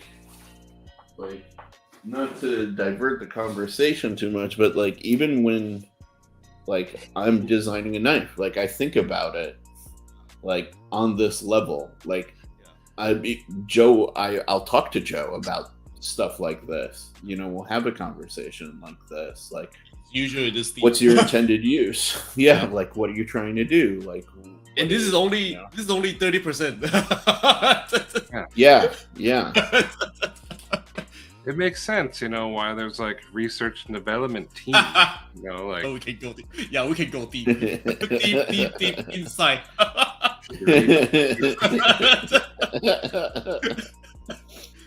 No, you're right. Like it's this is why design thinking is so important. Yeah. Designing any product. Basically. Yeah. It's cool watching it unfold in front of my eyes like this. Yeah, dude. Like, and that's kind of like what Joe and I have been hoping to do a little bit with the lives and Yeah. You just muted yourself. You just mute yourself. I can't. No. Nothing. We can say whatever we want about Sharif now. Yeah. Sharif sucks. Say something if you disagree. Knock your head. You You got- disagree. Agree. So, well, Oh, now you can. right? Oh, I heard your sigh. okay, you can Oh, hear no. me? Now I No, can hear you. All right, hold on. What if I do this real quick? Can you hear this? Yeah. Okay. You can hear me fine, right? Yes. So apparently, when I plug in an external hard drive, it kills my microphone. Oh. Yeah, I mean they're both on the same like USB like Probably extension. overloaded. That's what I'm thinking. Probably You know. But what was I gonna show you guys real quick? Well, I was gonna show like the chat. Dopey. What was the conversation that we were? I forgot you were. I forgot. No, I know exactly where we're at. I just wanted to show, for example, like a James Chu kind of thing, Joe. Nothing. Yeah. So I'm trying Since to you're figure out- trying to find photos, I'm gonna go use the bathroom. Yeah. Go for it. So are you trying to design a backpack for the future Manganus Incorporated? Yeah, that's what like I was kind of thinking about here is like, okay, in the future I'd like to expand, and you know, like knives and tools will be one thing, but I want to go like above and beyond and into like everyday stuff for people, you know. Yeah. And I think, like for me, like bags are a big part of like my life, you know, on some level, you know. I have owned a fair number of them in my lifetime. So having something that carry a solves lot the of problems. Yeah. So, like, this, I don't know that this really shows what I'm trying to show. Oh, okay. This will show you, for example, how deep the rabbit hole goes, by the way, to give everybody in the chat like a concept, okay? Nope, not that. We need to share a different screen. So this is a toy design project that I did in school, right? This was early on too, but it started with like research on the marketplace and kind of looking at like what competitors there were. And our prompt was to use animals like in nature as an inspiration. So I started looking at like different animals, what's their habitat, behavior, you know, kind of like what's their current status in the world, even dinosaurs, insects, you know, you name it, right? And then I started looking at how you could make objects move with like natural motion without electronics, because it's a kid's toy, you know? Yeah. And so tried to understand what were the different like mechanisms and how they kind of did stuff, And then this is a full breakdown of all the dimensional elements of children, all the way up to like 12 months. So what's their usual like stage of development? What's their head size, chest size, feet, hands, like you name it, right? And then even getting all the way up to like 2 years old. And kind of looking at all of them. Then I went into looking and analyzing their cognitive development stages. Yep. Understanding kind of what they need at different like stages, etc.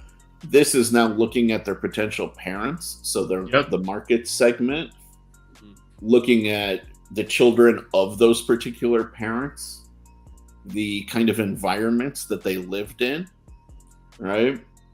The type of products that they usually like bought for those kids in that socioeconomic bracket in those types of homes. And then started looking and collecting like reference imagery for all of the types of products that those parents would typically buy their children. Yep.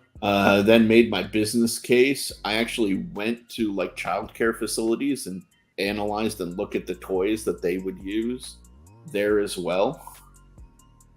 All of this stuff. And then I started developing like my concepts using Legos to like figure out proportions and styles. And then we were supposed to use wood. So I did a whole like breakdown of different woods. And then this was like my concept was like a modular toy that used different blocks, like a base block. And then you could attach different types of blocks to get different animals. So you could buy like upgrade packs to change your block from like an elephant to a rhino, or for a rhino into like a giraffe. So I made these like these were my 3 primary animals. And then I realized that I didn't want to use mechanics. I wanted the kids to physically interact with it because it worked for their cognitive development of like determining proportions and stuff like that. So I used magnets. And so created all these dimensions, blah, blah, blah, blah, blah. And this was actually like my final toy that I physically made. So you have like a base block and I inserted magnets and I created all of these different like parts that you can literally just rip them off, different leg heights, etc., and then reattach them and you'd have different animals, And yeah, this is just like kind of additional images of like the background process and where are these toys at right now? I have them actually. I have 2 of the physical models. They were just too expensive to manufacture. So I've been looking for a way to actually sell that because I'd love to do it, but I haven't been able to figure out a manufacturing process. Out of topics, but I just have this idea of if we ever come up with backpack, like a steel series of product, dude, that toy can be one of them, but it can be one of them on your shelf for display model for Yeah, it's true. Yeah, it's actually... for me, it's Lego. Yeah, it's true. Yeah.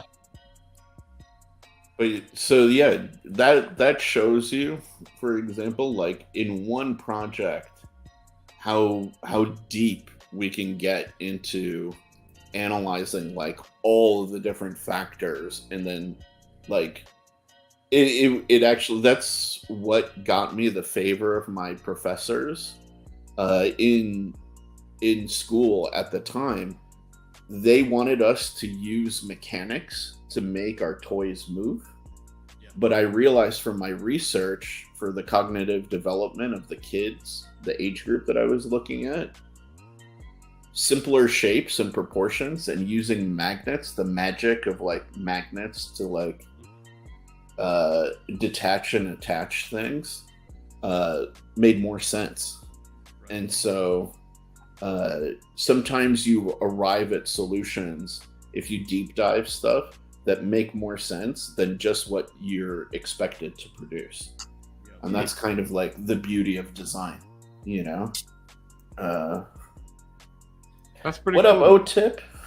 That's actually go through every single design that we have to encounter. It's you started with subject, topic, and then you don't get into design right away. You actually start looking into different areas that has connection with this topic, but not actual product. Let's say if we are looking into camera design, I'll probably look into eyes, human eyes, or glasses, or human, that kind. It's this type of pull and stretch and pull, and then you ultimately get your final answers. And we tend to, a lot of times when we do research, we tend to go very deep on purpose. Yeah. Because we used to say research makes money, and by having that research as your backup, proves your concept. Yeah. I like that. Right? Because like think about even in your profession, right? If you are knowledgeable and you have the research and the evidence to back up your position, let's say to like a peer in the field, right? Yeah. They can say whatever they want, it's just lip service. But if you're like, well, no, look at this. Statistically this, statistically that, here's this information, here's that information. They cannot move you from your position because your position is grounded in knowledge, True. Everything we do is evidence-based practice. Yep. Perfect. Exactly. So we try to do the same thing, So for the backpack, would you start like researching the spine then? And yeah, I will. I mean, today is just a tip of the iceberg of just how we discuss design quickly, but in theory, realistically, we'll start by going into brainstorming, which is what we just do. Yeah. In this past 2 hours, we're brainstorming the ideas, and then from that point on, we'll start taking into more detail. Spine, like you said, ergonomic, and then we start looking at ergonomic. We start looking into different type of materials affect your skin, affect your body. Starting to looking into different way of putting together your backpack, like how you assessing your backpack. That's also ergonomic. So it's this type of play that it's very interesting in design challenge and design. How does it design challenge and solution? I like it. Yeah, because like if you don't know, for example, the average height of somebody's back, right? Then you may design a bag too short or too high, and then neither one helps the majority of people, right? Are there going to be exceptions to the rule? Absolutely. But for example, like we use what's called the 99th percentile. So the 99th percentile will go to 99% of the population at large. So for example, here's another way to put it to like the people in chat who come from the knife world. Part of the reason why you don't see a lot of knives designed for left-handed people is because they are below a certain percentile, and if you think about, let's say, like a custom maker who's only going to make so many knives, he has a higher percentage chance of selling it to somebody who's right-handed versus somebody who's left. So why would he accommodate that small percentage of people, even if they may be customers, he'll still get more customers, approaching the right-handed people. That's true. So it's interesting when you start like digging into it like that, There's a lot of thinking going through simple design. Or even you notice how, like, if you go to Ross, you go to Macy's, you go to Nordstrom's, let's say, to buy a backpack, right? You'll see a lot of them made out of the same materials. Yeah. Right? There's a reason for that, because those materials have been tested and have shown not to be skin irritants.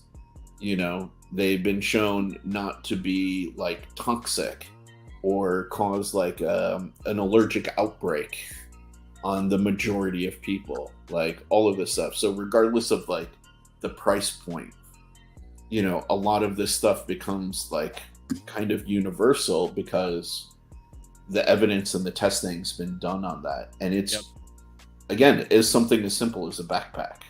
Yeah. People know backpack in general is boring, but if you go into deep, just design something that is usable.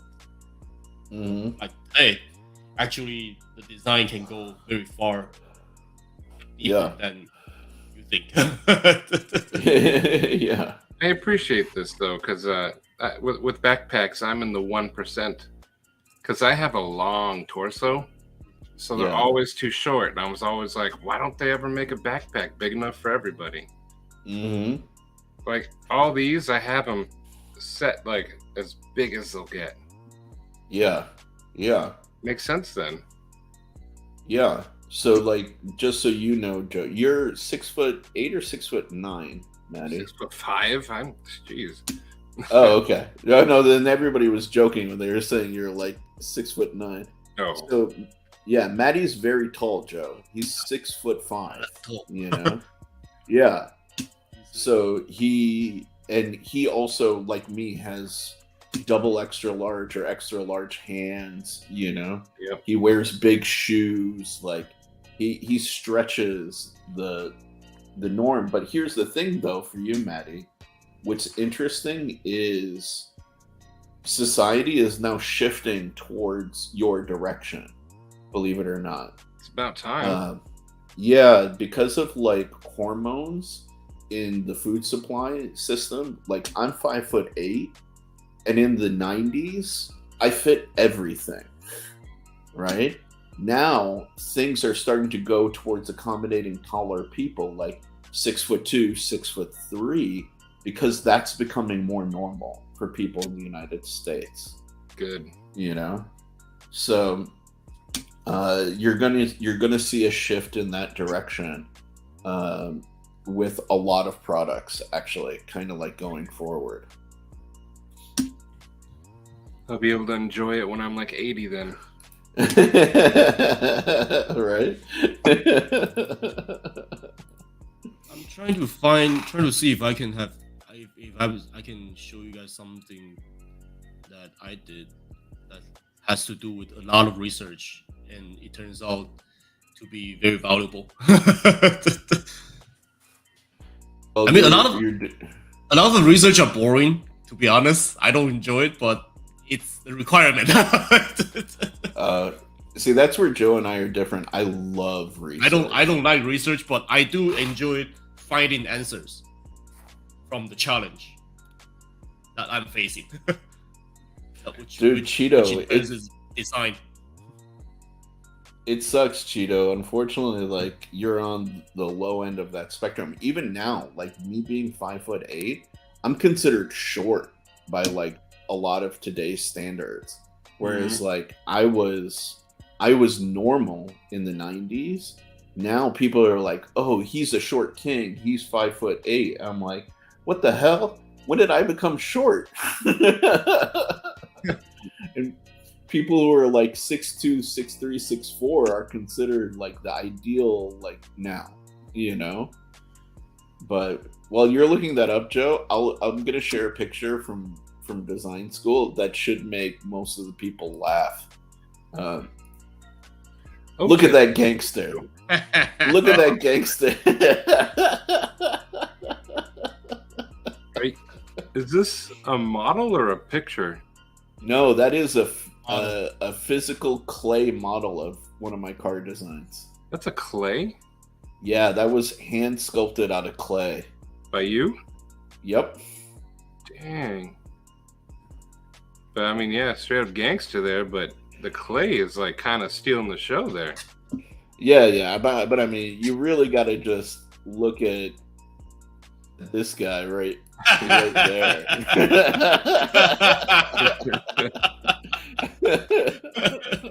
You're wearing the glasses that like you would wear in a Ferrari, and your tie cut loose. You're ready to rock, right?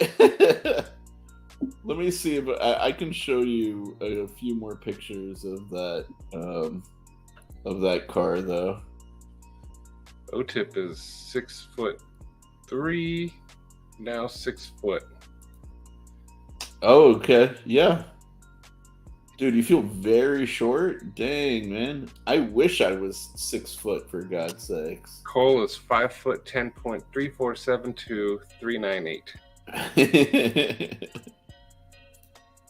All right, so get ready. Here comes the gangster face back again.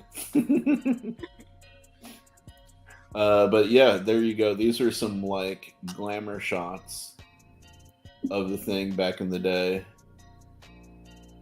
And that's clay? Yeah. I used to make like snakes with Play-Doh. That was like the extent of what I could do. Oh, we were trained. This is not natural talent. This is like I had an entire class, directed around just this. I think I could spend an eternity learning that and still not do that. Dude, it was difficult for sure. Could you do that right now? Not without tools. Like I'd have to have certain. No, I mean, like if you had everything, would you be able to? Yeah, it would take me a while, but yeah. How'd you get it like shiny? Do you paint it? Yes, this is painted with automotive grade paint. We actually primered the whole thing, had to mask it off, paint it all up. Did you do this, Joe? Different. We did something different. But every model that we did is hand built. So, yeah. What do you guys do with these models? Like when you get them graded and you're done with them? I held on to mine for like a long time, but when I moved out of LA, I threw it in the trash. We have digital file portfolio. So. Yeah. Okay. But yeah, dude, this thing weighed like 30 freaking pounds. It looks cool. Like But let's see the next picture. Yes. Gangsta. Look at that. Straight up. Okay. Oh, he's even throwing some signs down. Look at that. You want to see what like is this eagle thing you're holding? The creepy shot. This was the beginning of my drone brand was called Horus. This was the start of it. Horus? So yeah, Horus is in the Egyptian god. Okay, yeah. Yeah. Okay. So this was the start of that kind of conception.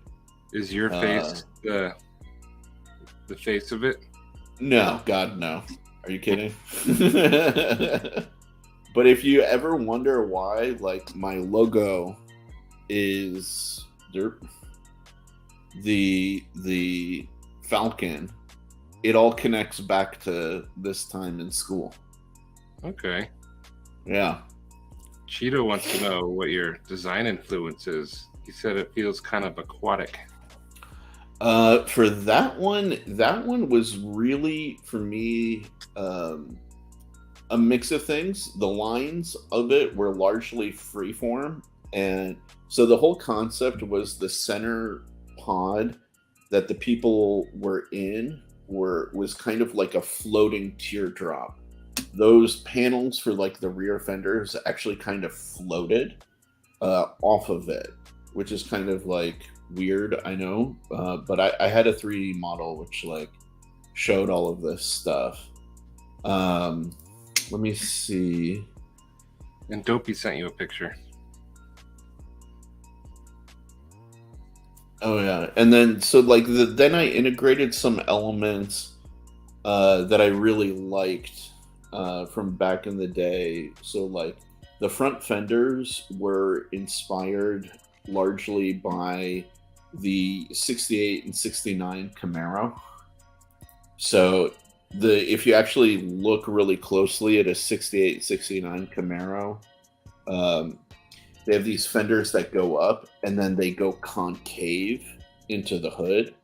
So I wanted to take design elements like that because it matched the line language and like brought that in, and you know, so it was really like a bit of my own style. And then like, check this out. This was my giant presentation board that I did back then. The 2025 Sprezzatura? Sprezzatura.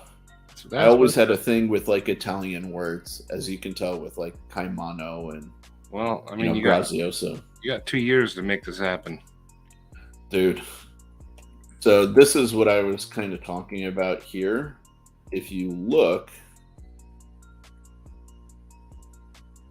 you can see how the main pod was kind of like teardrop shaped for like airflow, and then these fenders were floating, and all of these things were kind of attached to each other and would adjust like aerodynamically constantly.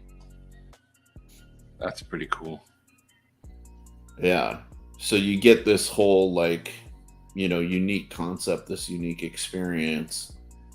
And I wanted it to be, of course, like muscular and, you know, also feeling light. There was a lot of inspiration from, you know, like when women wear clothes, they kind of like dresses, they kind of like flow and crease and, you know, all of this stuff. I wanted a bit of that feeling to this. And so that's where you get like some of these curves and this like surfacing here. So this was actually the second to last car design that I ever did before I switched over to product design. Because the department did not want me to pursue shit like that. No? That is perfect for product design. Yeah, my concepts were a little too like forward thinking. I hate to put it that way because I don't mean it like egocentrically. They wanted us to be more based in what you can do today, but like a little bit more advanced. And I wanted to go to like 20, 30, 40 years into the future, because like there are departments like that that focus on that kind of stuff, but they were not trying to train us for those positions, which was really frustrating because we would. Let me show him one more thing. Yeah, remember, we're just sharing time. Yeah. So, like, this is one thing. They wanted us to gain inspiration from those departments, but then they didn't want us to, like, seek to go to that level, right? So a good example of that was this. Joe, you'll remember this guy. I remember this, Gina. Yeah, no joke. When I first saw this concept car, and by the way, this was like, this is a long time ago. Yeah, like maybe 2010. Yeah. When this it's actually out. before I get into school. I was 29, 2009. Okay, so yeah, this thing is at least from 2009. But when I saw this, no joke, like I cried because I was so taken by like the thinking in it. So the whole concept before I played the video is they wanted to get rid of traditional body panels because they're expensive to manufacture and they're expensive to replace. So they came up with this concept. It looks like the Hindenburg. There's a good reason for that.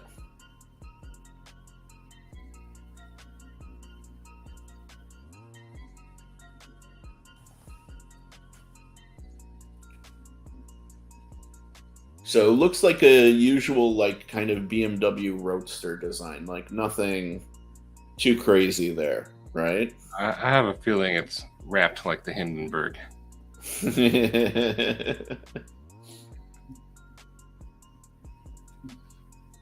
It's probably just like tube frame under there with the skin wrapped around it.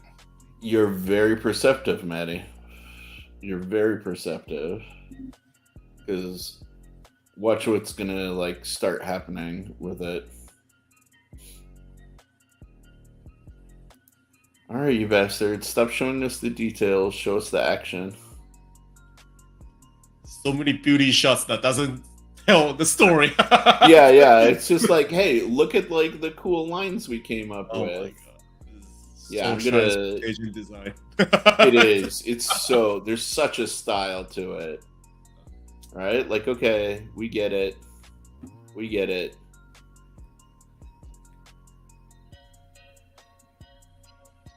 All right, come on. Stop tickling my pickle and show me the good stuff. Oh. Okay, here we go. Please? Yes? I guess not. Nope. Oh, you fuckers.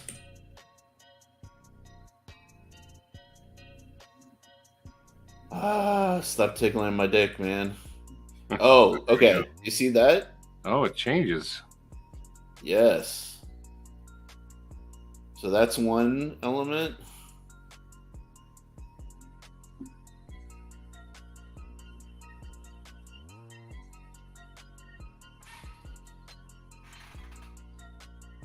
See how the fenders start shifting? Like, yeah, right up here.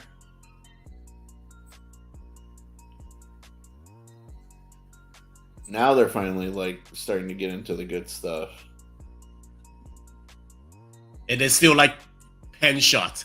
yeah, exactly. Like enough.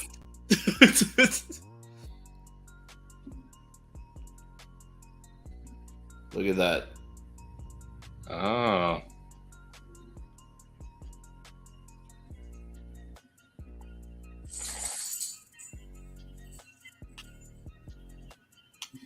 Cool.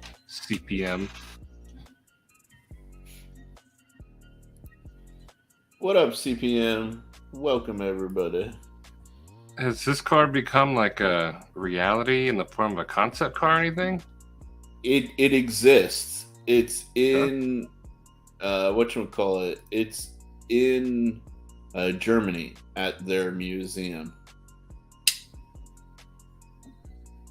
So you can actually go see it, and it cycles through, like, it's like almost like a robot. It cycles through its like capabilities. Wait, do the odometers just narrow themselves?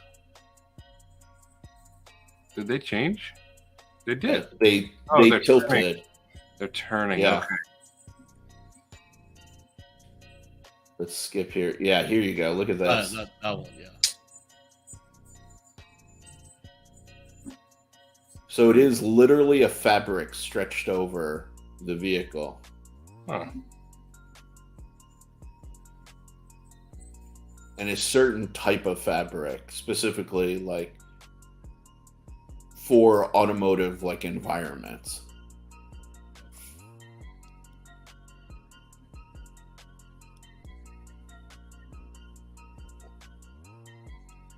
When this thing first came out, everybody in school just shocked, man. Like, even for product design like us. Yeah. Shocked.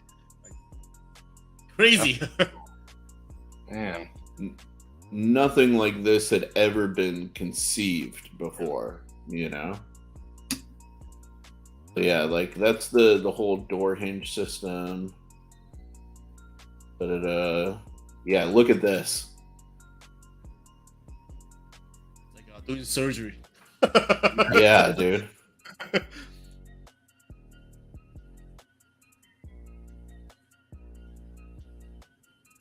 That's really cool. This concept's still one of the top in my mind. Oh, this is my favorite of all Yeah. time, for sure. And that's the thing, right? Like this showed me like what cars could be, but everybody is too pussy to like push to this kind of direction, you know? And like, wait till you see the headlights. Let's skip It's ahead. my favorite part. That one's my Oh yeah, favorite part. Oh, this is actually really dope because you can have the lighting underneath.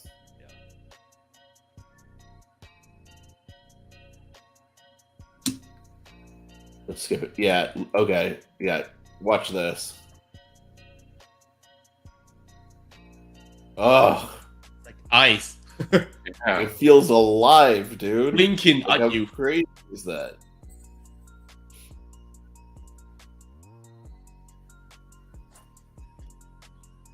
I like that the whole front kind of lights up a little bit. Yeah, Mm-hmm. Wow. there you go. Yeah, dude. That's so cool. So sick.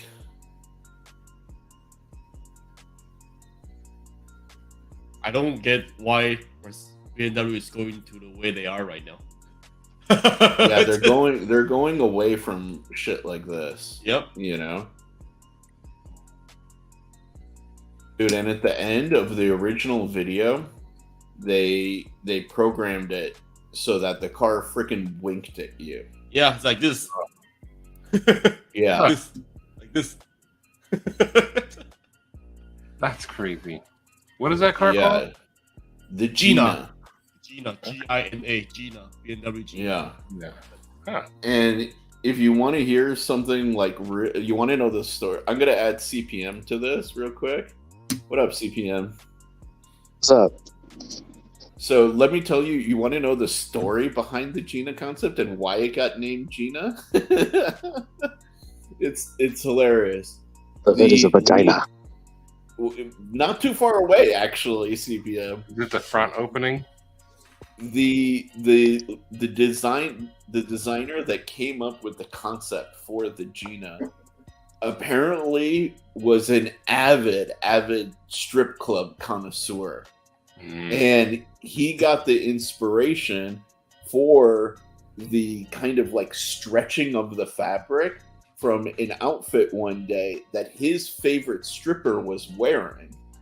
And her name was Gina. These guys have too much money.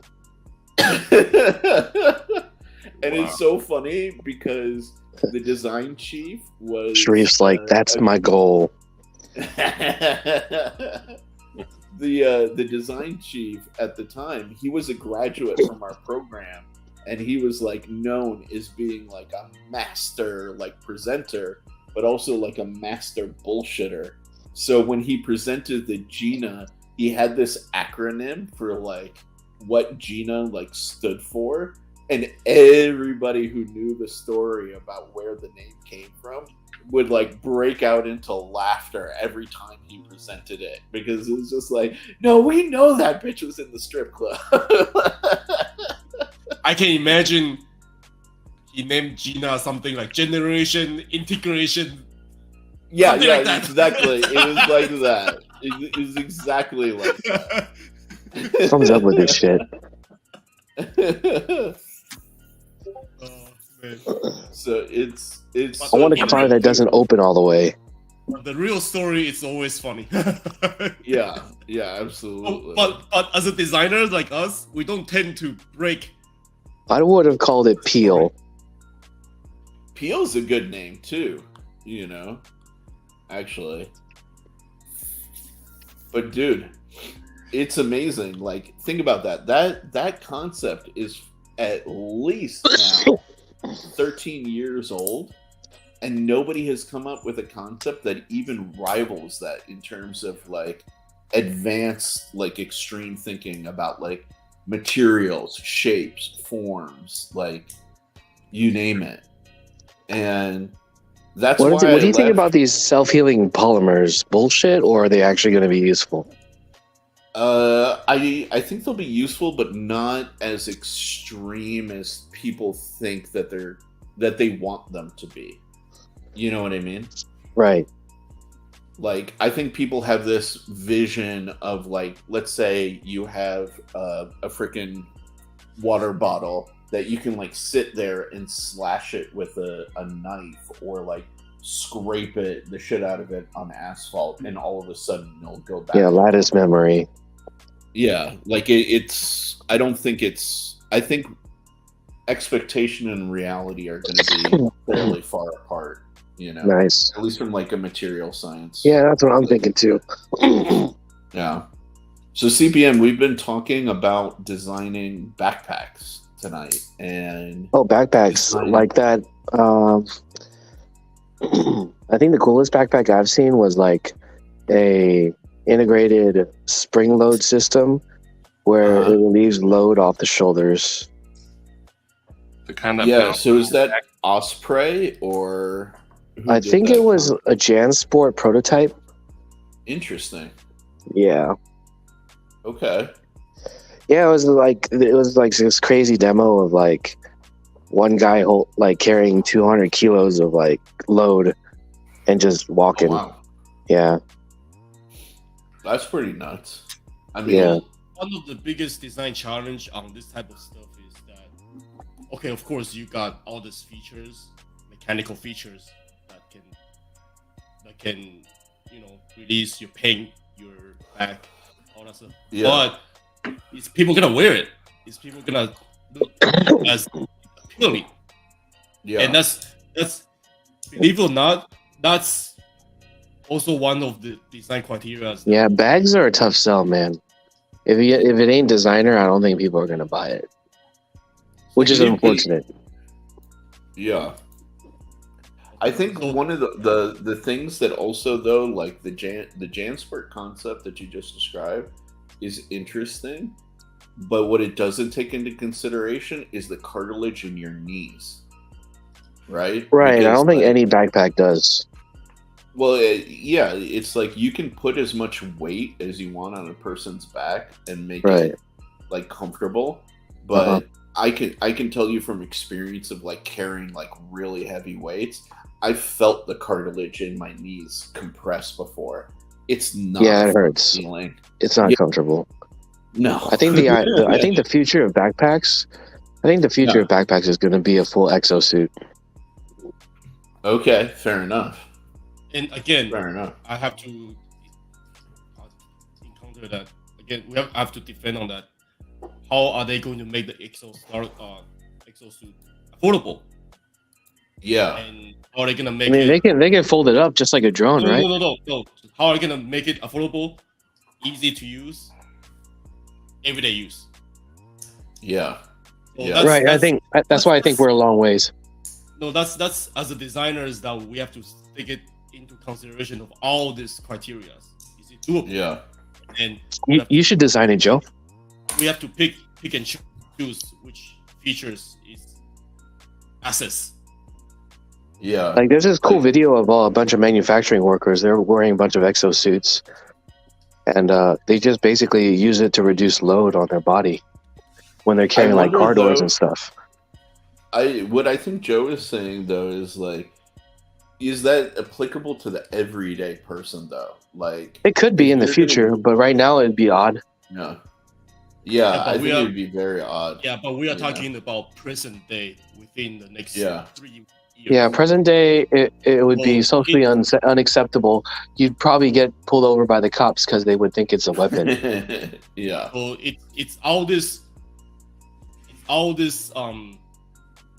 you know, all these elements that we need to take into consideration and think about. Is it doable? Is it Yeah. Right. I mean, Actually, if someone's like- passionate about backpacks, you know, I'm pretty sure they're in the process of doing that. Just So the nobody's question taking I the have chance for to you, bring it to though- market, because usually the things with these prototypes is they die. They die the minute they hit the market because there's no investment in it at all. Well, now having said that, though, CPM, like for example, what do you when you go to and from work, or let's say you're going out in the Bay, you know, like what do you use to carry your gear? Like, what do you use to transport your stuff right now? I gotta go. I'll answer your question in a bit. Okay. All right. All right. Bye. Apparently, he was at work. I think he was. Yeah. no, But no, I like. yeah. I agree Yeah. with what you're saying, Joe. Yeah. Right? Like there's two elements, right? There's like hyper blue sky future, Yeah. and then there's like what is doable today. You know? what is actually exist today. Yeah. 'Cause Yeah, the thing yeah, that he's talking about, I don't disagree, but it's Iron Man stuff.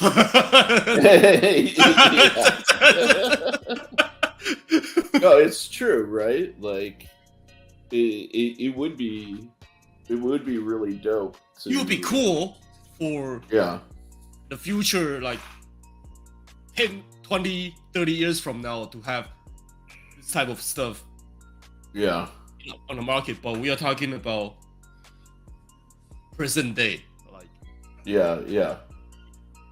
how are we going to use 'Cause- the present technology to design. And this is also another element, right? Like for you, Maddie, who's like kind of following along with our kind of thought process on this, right? Like you have to. Joe and I will talk, for example, about market segment, right? So let's say we project forward 30 years, okay? And this technology that CPM was just talking about is more like readily available to the masses. It's coming in at a lower price point, etc. Again, is that going to be for the elites? Is that going to be, you know, like for a certain market segment, or is it going to be for the masses, right? So like if you look, what's really interesting is the masses at the low to mid range and the really high end actually end up using very similar things, but just different materials. It's actually the people in the middle and the upper middle who would buy into technology like that, right? But if you look at, for example, Prada, you know, Hermes, Louis Vuitton, right? It'll be a basic ass backpack. Just like the person who's down here at the low income status will use a basic ass backpack, right? What Yeah. separates them? The materials. That's it. Because the person at the high end doesn't want to go out to, let's say, you know, the gala and want this robotic attachment. Right? Just like the person who's like low income, you know, let's say again, 30 years into the future, they can't afford it. So what's really funny is like that kind of shit only hits like the middle and the upper middle for usage, right? So like again, another way of putting this is like drones. Drones are not cheap. Drones are not are expensive, right? But you don't see royalty playing with drones. You know, you don't see like the Shah of Iran, you know, on YouTube playing with a drone. Well, you're 100% right. Right. It's just like upper middle class people who have some degree of like disposable income. Yeah. They're the ones who will play with stuff like And usually upper class level people spend their money on certain things. It's not like they don't spend money on whatever it is. yeah. And usually that's one of a kind product. Maybe you create like, let's say, exoskeleton suit. You create just that one, and then you sell that one for $1 million. Yeah. I think the future is what Cheeto said, though. That's how I always pictured it, too. Load-bearing drones that just follow you. Because in 30 years, drone technology is going to be affordable for everybody. Mm-hmm. So I can actually counter that just because I have knowledge with drones. Yeah. The you would be surprised how terrifying it is to have something flying nearby your head. Well, that would make it safe by then. Oh, I can make it safe right now, right? So it never hurt you. It's still like, unless, okay, so the biggest challenge that we have with nice, Cheeto, dig it. The problem that we have now actually is the noise factor with drones. Yeah. They, even at the small scale, are incredibly loud. And there hasn't been a technology outside of the military that has even remotely addressed that. So you're going to have these things like buzzing around you, sounding like a swarm of bees. And depending on the mass, drones increase in size like exponentially, right? So in order to carry a weight of, let's say, like 4 pounds with like a basic propeller system, you need a drone that's almost 4 feet across. So, I mean, I have them, I've built them, but yeah, it's fucking terrifying. Like, I want, that's also why I kind of didn't continue with the drone industry, because it's like the ability to get it into the everyday like zeitgeist is really difficult, right? Like delivery, cool, absolutely, go send it across town for me, thumbs up, love the idea, right? But like personal, we need a new propulsion technology. Like 100% need a new propulsion technology that doesn't exist, you know? And that's, again, that's where we kind of like the market segment, going back to like the backpack thing, comes into play, right? Because like, if you're getting into all of this of like how many people are going to have this sophisticated device that could be prone to failure over, let me just throw it on my back. You know? And also, like, one of the biggest, or not the biggest, but one of the main thing that we need to keep in mind is that, who are we designing to? Are we designing to everyday users? Are we designing to people like us? Or are we designing to the higher class people that Sharif was talking about? Yeah, it depends on the market segment. Yeah, and that will change the design directions. Yeah, infinitely, and like it's gonna be very different in terms of design and function and cost. Yeah. So your backpack, who are you designing it for? For me, everyday people with like, I feel like a maximum budget of like 150-ish, you know, because that's pretty expensive for a bag. Just normal people like us. Yeah, before accessories. Just normal people like us that needs extra functions, needs a little bit doabilities. So like, just for reference, and so like people know what I'm talking about, I designed all of these. Like, yeah, like there's one of mine that did 138 miles an hour. You look different there. This is, yeah. These are also my designs. More trophies. in speed challenges. Another one that did 131. This is my 4-footer. Yeah, that hopefully that's all in the screen. That thing is ginormous. But yeah, that's my 138 mile an hour dude. That's a 4-footer. So Wow. yeah, like I have, and I can show you more, but I'll save it for another time. But like, I have extensive experience in the space.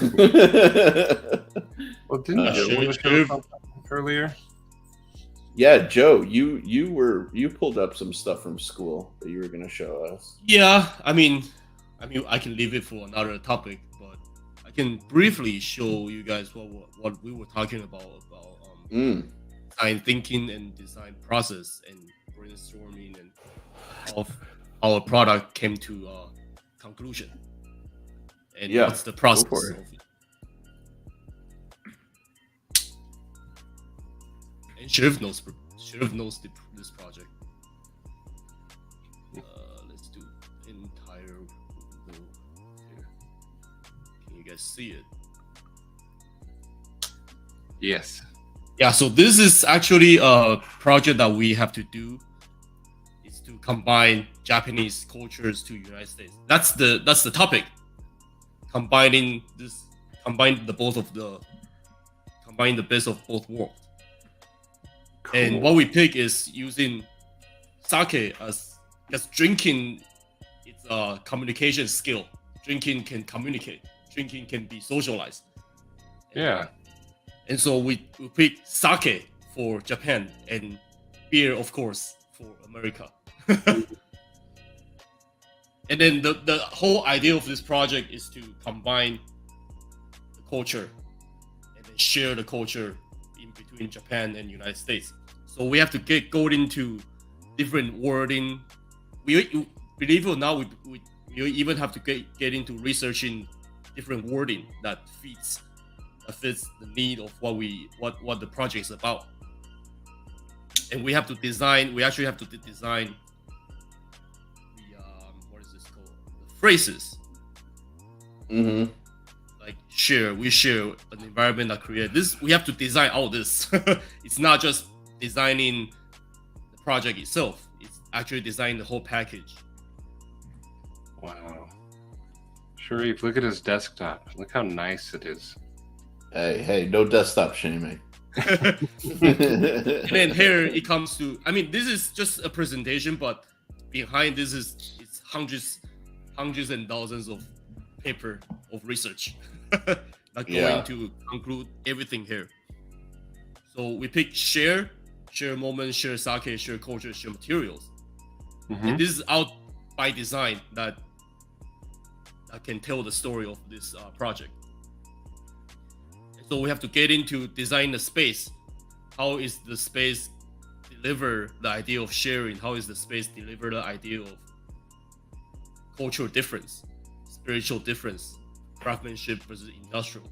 And here's another one: craftsmanship versus industrial. That's also another key feature that we wanted to bring out, because craftsmanship is representing Japan, industrial is representing United States. Okay. And so I have to get into all kind of different ideas of how to design sake set. Different materials representing different area of culture. And how are we going to design a shared sake set that I can hold it both sides? It's all by design, it's all by the research that proves the concept. And as you can see here, you can kind of see it the way that you can pour sake. The pouring is also by design, because pouring the sake to each other means sharing the moment with each other. So both ways. Like I pour sake to you, you pour sake to me. That's the metaphor of communication and the metaphor of sharing. So we have to take into consideration of that elements into the design as well. And ultimately, I have to get to know sake. So I drink so much sake. And you have to be very knowledgeable about every type of sake cup, every type of sake set, and what type of sake goes to what type of food, and every single type of different brand. I didn't even know those different types of sake. Yep. And then like here, sake set, it's different type of sake set. Actually, different type of sake set will enhance the flavor of the sake. So we have to be very careful on designing the sake set so that it can enhance the flavor of the taste. Wow. And then of course, different temperature, light sake, heavy sake with different temperature, different millimeters, different heights. That's all we have to do the research on. So Wow. Yeah, dude. and that's after all that research, we started to get into design of sake. Like I said, using different materials, different shape to design Ice or plum. to design sake set that is not only functional but meaningful and metaphor. And like here, it's some idea is to develop different form of shadow based on the shape of the cup in representing Japan, or using different materials, wood, hinoki, concrete, or like that kind of industrial material or glass material to create a metaphor of conjugation, create a metaphor of sharing. But at the same time, you have to keep in mind that it's a cup, it's a sake set. It needs to be able to use as is.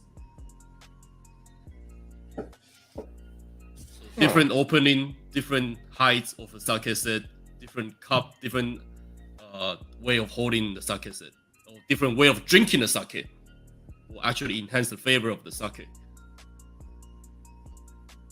Really? This is just different idea of how a form can turn into a sake set, how a material can turn into a sake set.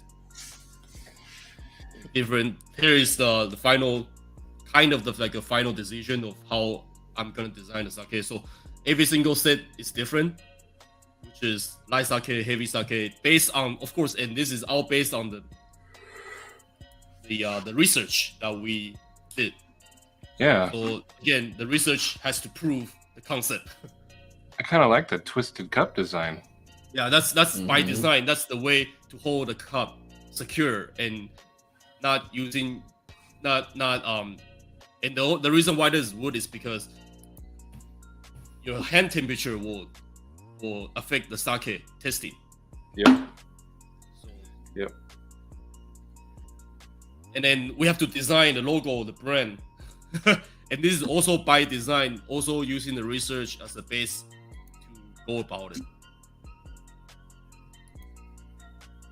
And that's a part of my sharing for the sake set. And of course I have more, but it's we can save it for next time. But you can just see like a simple sake set. If you think about it, it's just it's a cup, but there's so much brain goes into designing one product, from the material, from the ergonomic, from the market segment, from taste, from the flavor, from you name it. Yeah, believe it or not, like a lot of stuff. You remember how like you felt, Maddie, after I showed you how to sketch the car thing, right? Yeah. With like the circles. Now you're gonna start to see like a lot of the products that you see every single day are thought out like this. One more thing I can show you real quick. You guys are talking about want to see the actual thing. Here's the actual thing I can show you guys.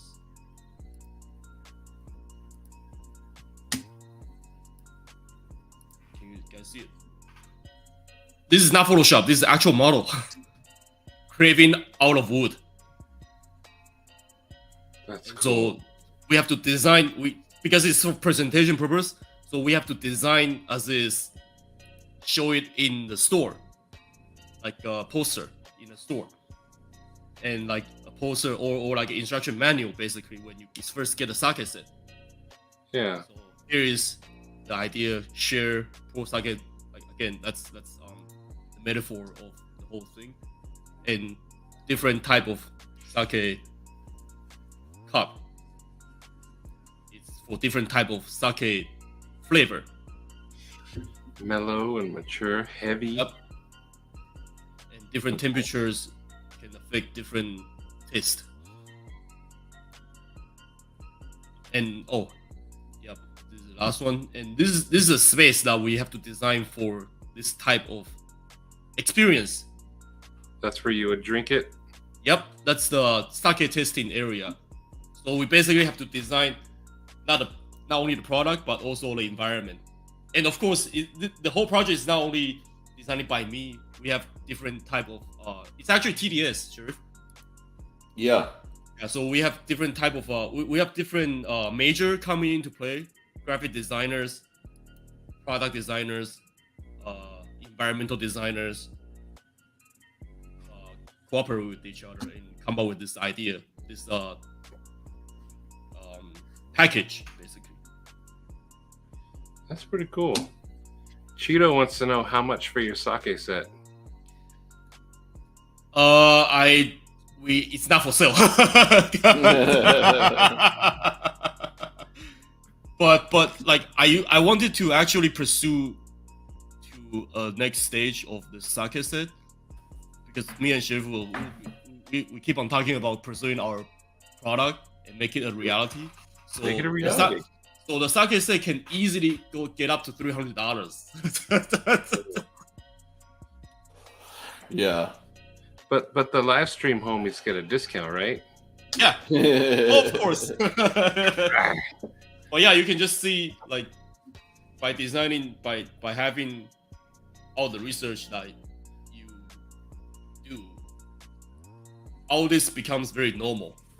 Like, all the research becomes very normal, very, very normal, and then all the talk that we just had within these 2 hours becomes very normal, because it's just a part of design process that we have to go through.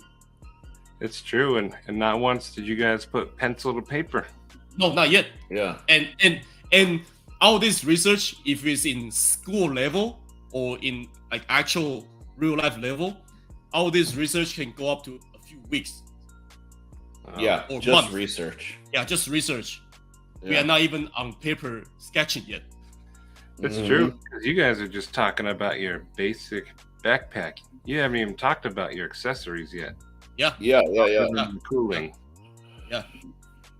Yeah, we talked about just like, okay, we want it to be this intersection between these three different market segments, that are usually like sold backpacks. We haven't gotten into materials, we haven't gotten into dimensions. Or even We color. just talked about we just talked about like basic priorities, and we haven't even gone through the rest of the list of priorities yet. Yeah. You haven't So, got like- Joe's reinforced bottom. Yeah, and like even then the we have to look again at materials and an approach of attachment. And sometimes once we get into the design phases, we might go back to research again. Mhm.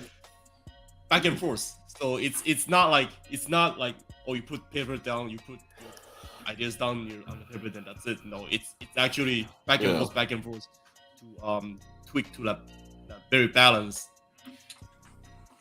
Yeah, it's It's a long process. yeah, absolutely. By this time next year, we may choose a color for the zippers. You'd be surprised though, like for us, like this conversation may seem like a lot, but we'll run through this process. Like give me and Joe 14 weeks, for example. If we kept like our pace back in school time, both of us could go from this initial conversation in 14 weeks to a physical finished prototype, all just by the two of us. You know, and so like to that's what I when I would approach people for, and even still when I approach people for like consulting work, that's what I offer them. I am a one-man machine for going from research to concept to development to like physical prototype if you need me to. 0 to hero. yeah, literally. Now I don't pursue that as much. I prefer to kind of like sit on the research side a lot more. But yeah, like it seems like we're talking around a lot of stuff, but if we sat down and just went at it hard, 14 weeks is all the time we need. It's all we need to come up with, I won't say perfect design, but decent design that you can pitch. Yeah, that you could. Exactly. You could pitch to investors and damn near take to market. You know. Yeah, man. So I mean, for me, I would love to take this ideas, backpack design moving forward. Just every single week we have something come out, some new thing come out, and then we can see how it goes. Just by sketching it, it will be fun, right? Yeah, dude. It's you'd be surprised like what can get done if you can make the time for it, right? Like that's really the issue with like life today is like we don't have the time to be able to sit and dig into stuff. Yeah, not with the same intensity, right? Because like everybody has like work, we have bills, we have like real life to contend with, so that extends the timeline. But like if this is all Joe and I was doing every single day, like. But if Sheriff wants to take this into next step as the Manganese Steel product, this is what we'll do. This is what we will actually sit down in person and then just sketch it out, brainstorm it out, and then just the wall is gonna be messy. yeah, dude. Actually, to that point, like I was gonna show this earlier, but I kind of like shied away from it because it's a lot. But like Joe was with me in class for this project. I was next to you. My wall is next to you. But like, just so you can see, hold on, let me do that. There we go. I want you to see just the sheer number of pages of research. Steep analysis. Yeah, look at all of this. This was weekly deliverable. Yeah, this stuff, is right? Week 1. Yeah, this is SWOT analysis. Steep and SWOT is week one stuff. Yeah, we're still not done with SWOT analysis. You did this every week? Yeah, these were like deliverables, like per week, like market position, positioning. I would never have made it through this school. You'd be surprised, man. Right? Opportunity breakdown. This is like what Joe was talking about, like the key words: immersive rush, subversive attitude. Right? Well, all these keywords, it's by design, so that you can understand your project a lot better, and and deliver it a lot better. Right, and then here's kind of like the concept, then developing. Yeah, there's your whiteout. Yeah, total whiteout. And then doing like spider charts. This is again more research, different like technologies that were available to us. Could I 3D print platforms could I, easily cut them from carbon fiber? What are the regulatory, what's the regulatory environment?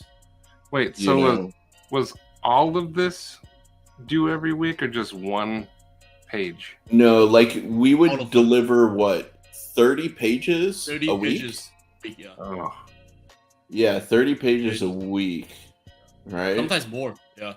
Yeah.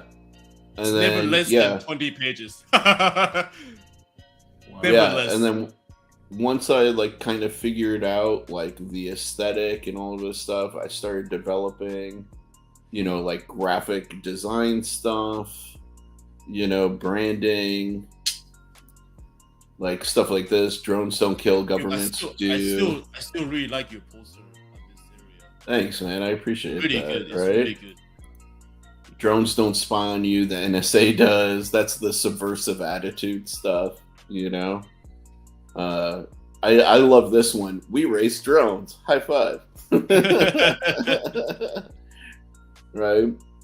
And yeah, getting into deeper concept development, how is the system gonna work, right? More concept development, looking at the origins of flight and the attitudes, subversive advertising practices, yada yada yada. More graphic design, logo and font design, shirts and clothes, more logos and characters. Then the physical 3D model of my drone concept, and then final sort of presentation. So dude, this shows you the deep dive of research and the whole process into it. That's everything that I presented in the space of 14 weeks, as well as making a physical flying drone that I had to fly and show in the final. Yep. And that's average. That's for every single. That's standard. That's average. Yeah. Standard not for every single one. Yeah. That's standard. Exactly. Joe did that for his subject that term. Everybody else in our entire studio delivered that level of work. Yeah. what happens if you can't afford to make your project? Then you are out. Talk to the professor. No, you end up working it out with the professor on some level. Or they will just let you retake it again. Yeah. The next term. Yeah. Simple as that. Yeah. Come back, don't be poor next time. And there were people we had friends who were and classmates who were basically homeless, so it wasn't I had a friend who in the car design department who literally lived out of his car. He would park it on campus. We had a shower on campus, and yeah, he'd live out of his car. He made arrangements with the security people. They would let him have a certain workplace, and yeah, how you survive. You figure out ways, You figure out your own ways to survive in school. Oh, Chio, I don't remember. We're talking this was 2013, 2014. And building a drone back then was probably expensive. Yes, it was not cheap. It definitely wasn't cheap. I would have chose cheap projects like building the perfect sandwich. Well, here's an alternative, right? I told him I could deliver on a flying drone. So that was my thing. But if I had designed it, for example, in 3D, those images that I showed you, and said I would present just a 3D printed model of it, I could have done it for 1/10 of the cost. But the thing is, a lot of the instructors or even a lot of the peers, expect you to deliver something that is working. Yeah, that's true. So like let's say Karen, Karen is our it's our furniture. She actually want me to design, because I told her that I want to design furniture for my final person at. She wants me to design a furniture that she can actually sit on and then use it. Yeah, and bear her And don't weight. break it. Yeah. Yeah. And she had a fat booty. So. Oh yeah. yeah. And I still remember the first time when she saw the actual furniture arrive in the campus from Taiwan, because I didn't actually make the furniture myself, because you can find your way to do wood crafting and stuff like that. Yeah. Outsource in it, or if you have source that can get you the result, because we have a lot of stuff to go through. So but I actually make two models. One is a prototype, which I did it myself here. But the other one is actually from Taiwan. And so when that thing comes, she was the one to first sit on it, not me. She. Yeah. And hey man, better to be the first one, because if it breaks after her, then it's okay. But as long as she's and then she looked at me like, okay, Joe, this is the final product, right? I'm like, yeah. And she didn't say anything, but just sit on it in front of everybody, in front of the space that we have, the gradual space that we have. And then she sit on it and is like, okay, you pass. Yeah, dude. So that shows the intensity of, that shows what they want you to do. Like, the expectation, expectation. But again, like I said, like, you could work it out. I mean, if you told her, like, realistically, there's no way that I can afford to do this, then you would have, she would have, like, worked with you to find a way, right? Like, they want you to do your best work, but they don't expect you to go broke. Like, they don't want you to broke. Yeah. Because, like, then that's stupid. You know what I mean? Like, it's because it shouldn't be a game of who can outspend the other student, right? Yeah. It should be about the quality of your concept and work and, your execution. You know what I mean? Yeah. So, and Cheeto wants to know what kind of car your friend lived in. I told him, like, I can't remember. It was either like a wagon or like a small, I think it was a wagon, honestly. Dodge Magnum? No. I mean, we're talking about the kid who was homeless. It probably was like an old Taurus or something like that, that was like barely drivable to begin with. Or he probably sleep in a school sofa. Yeah, that's true too. I had like a whole collection sleeping of bag photos on at the one floor time. or on the table. Yeah. Students used to, like, go into the library because we had beanbag chairs in there just to sleep. In the library, they wouldn't kick you out because they know that how hard it is in a school. Yeah, exactly. I mean, we're talking about school for people like, if you heard of school, it's like, oh, it's just school. But no, it's not your regular school. It's actually like boot camp. It was boot camp. Yeah. But listen, we're gonna wind it down here for everybody. As we do, just for a fun little treat, I'm gonna share, because I haven't looked at this in several years. I'm gonna just share with you guys the last thing I did in the drone industry before I shut down my business. Let me see if I can. Oh, it's only Chrome tabs that I can do that with. Okay. But remember I was talking about the 4-footers, Maddie? Yeah. All right, here you go. This was the last thing I did before my business shut down. That was a But- big boy. Yeah. Oh, you raced it. This was a racing series sponsored by DHL and Mountain Dew, Oh, and it nice. traveled internationally. So that work that I showed you, where I did all of the research, got Yeah. me here. Are you here where they're interviewing? Nope. I just collected a paycheck. Oh, but this is your drone? Yes, it is. You're like watching them race. When you're on board here, that's on board my drone. Wow. That guy clipped the thing. Mm-hmm. Is that your drone? Mm-hmm. Uh-oh.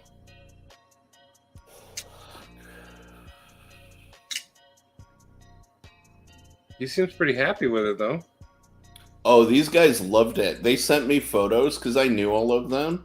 They sent me photos of them like sleeping with them in their hotel rooms. That's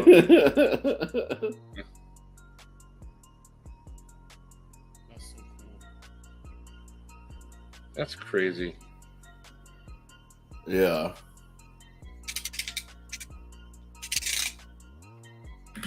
Yep.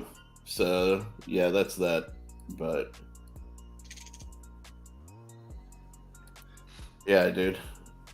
So you can go like literally if Joe wanted to take his chair and invest in it for like the long term, he can design any furniture he wants now.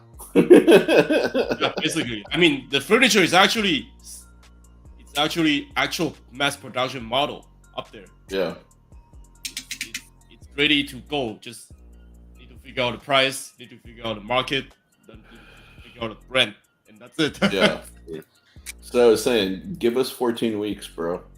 Yeah. Pay us, give us 14 weeks, we're good to go. If that 14 weeks doesn't have anything to do. Yeah. Exactly. But on that note, She asked if they ever shouted you out in interviews. they did. But unfortunately, what happened was that racing organization became my primary client, and we were gonna sign a six-figure contract for the next season. We were gonna double the size of the drones to 8-footers and go even crazier. But within the span of a week, they went bankrupt, and it tanked my business overnight. Yeah. So them's the breaks, but it brought me here to you guys. So no complaints there. Hooray! Yeah, we will. Yeah, things that within design world, it's interesting if you look at that way. Yeah.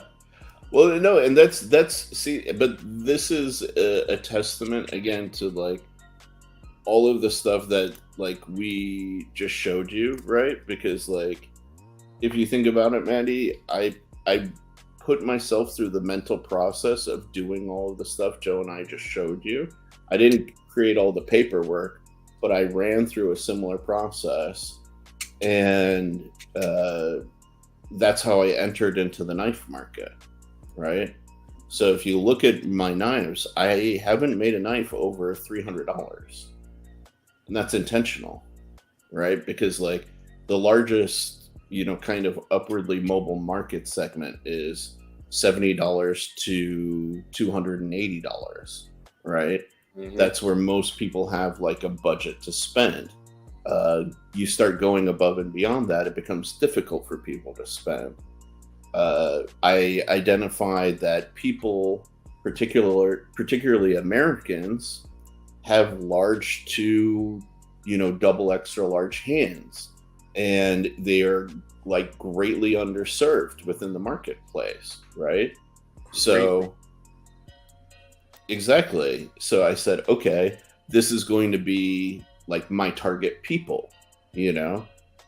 I looked at who were competitors in the space, and it's why I reached out to Kaiser and Kubi right away, because I said these two guys are two of the up and comers within the space. Like Kaiser was working on improving their manufacturing.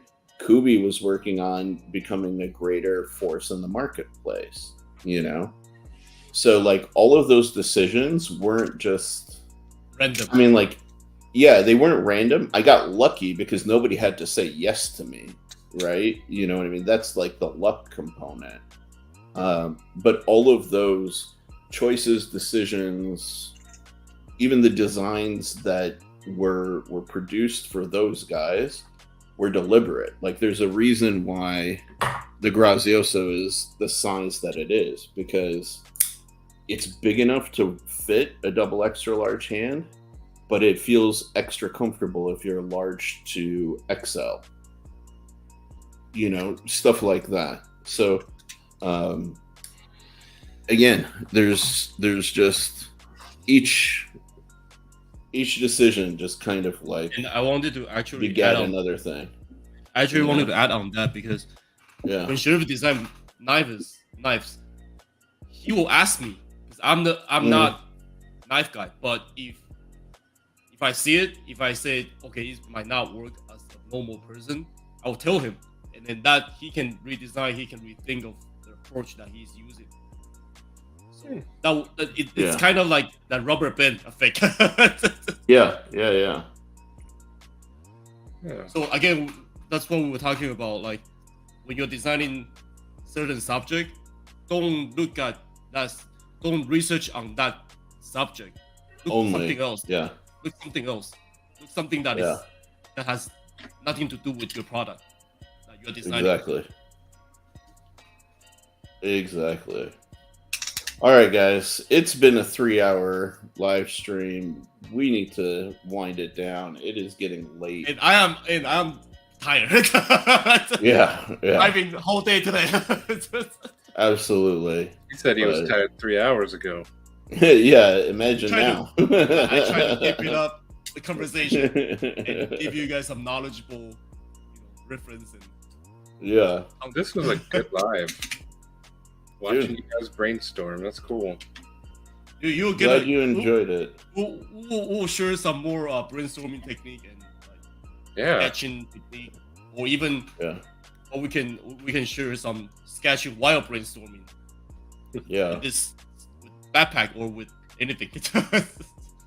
Yeah, dude. I'll be straight with you though. Like, I kind of want to keep, pursuing the backpack because, like, no joke. Like, I think it's something that I want to do, and I don't want to limit Mangana Steel in the future to just knives. I think, like, the goal, and I've talked to Maddie about this as well. Like, it's not just to be about knives. Like, knives will always be a part of it, but it's because it's about EDC, and I think about menswear. It's about men's collection. Exactly. Men's stuff. Yeah. Man stuff. I'm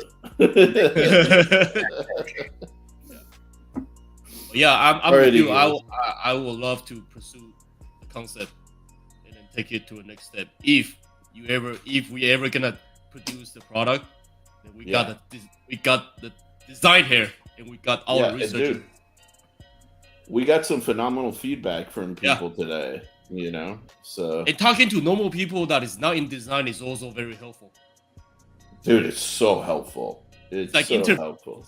Basically, you guys are doing interview on you guys to get knowledge from. What do you mean, you people? You people. But that's our roundabout way of also saying thank you to everybody for everybody contributing to the conversation today. Like, really, like, you guys may not feel like you're kind of getting it, but you are, believe it or not. You're helping us actually in this process. So, it's we thank you for kind of joining us along this. So, Cheeto, make sure you don't make them crispy stains. Let's just say that much. Nice. But All right, you guys. Have a good night. Peace. And don't forget Get to some sleep. like and subscribe. Bye bye. Yeah, absolutely. Bye bye. Bye bye.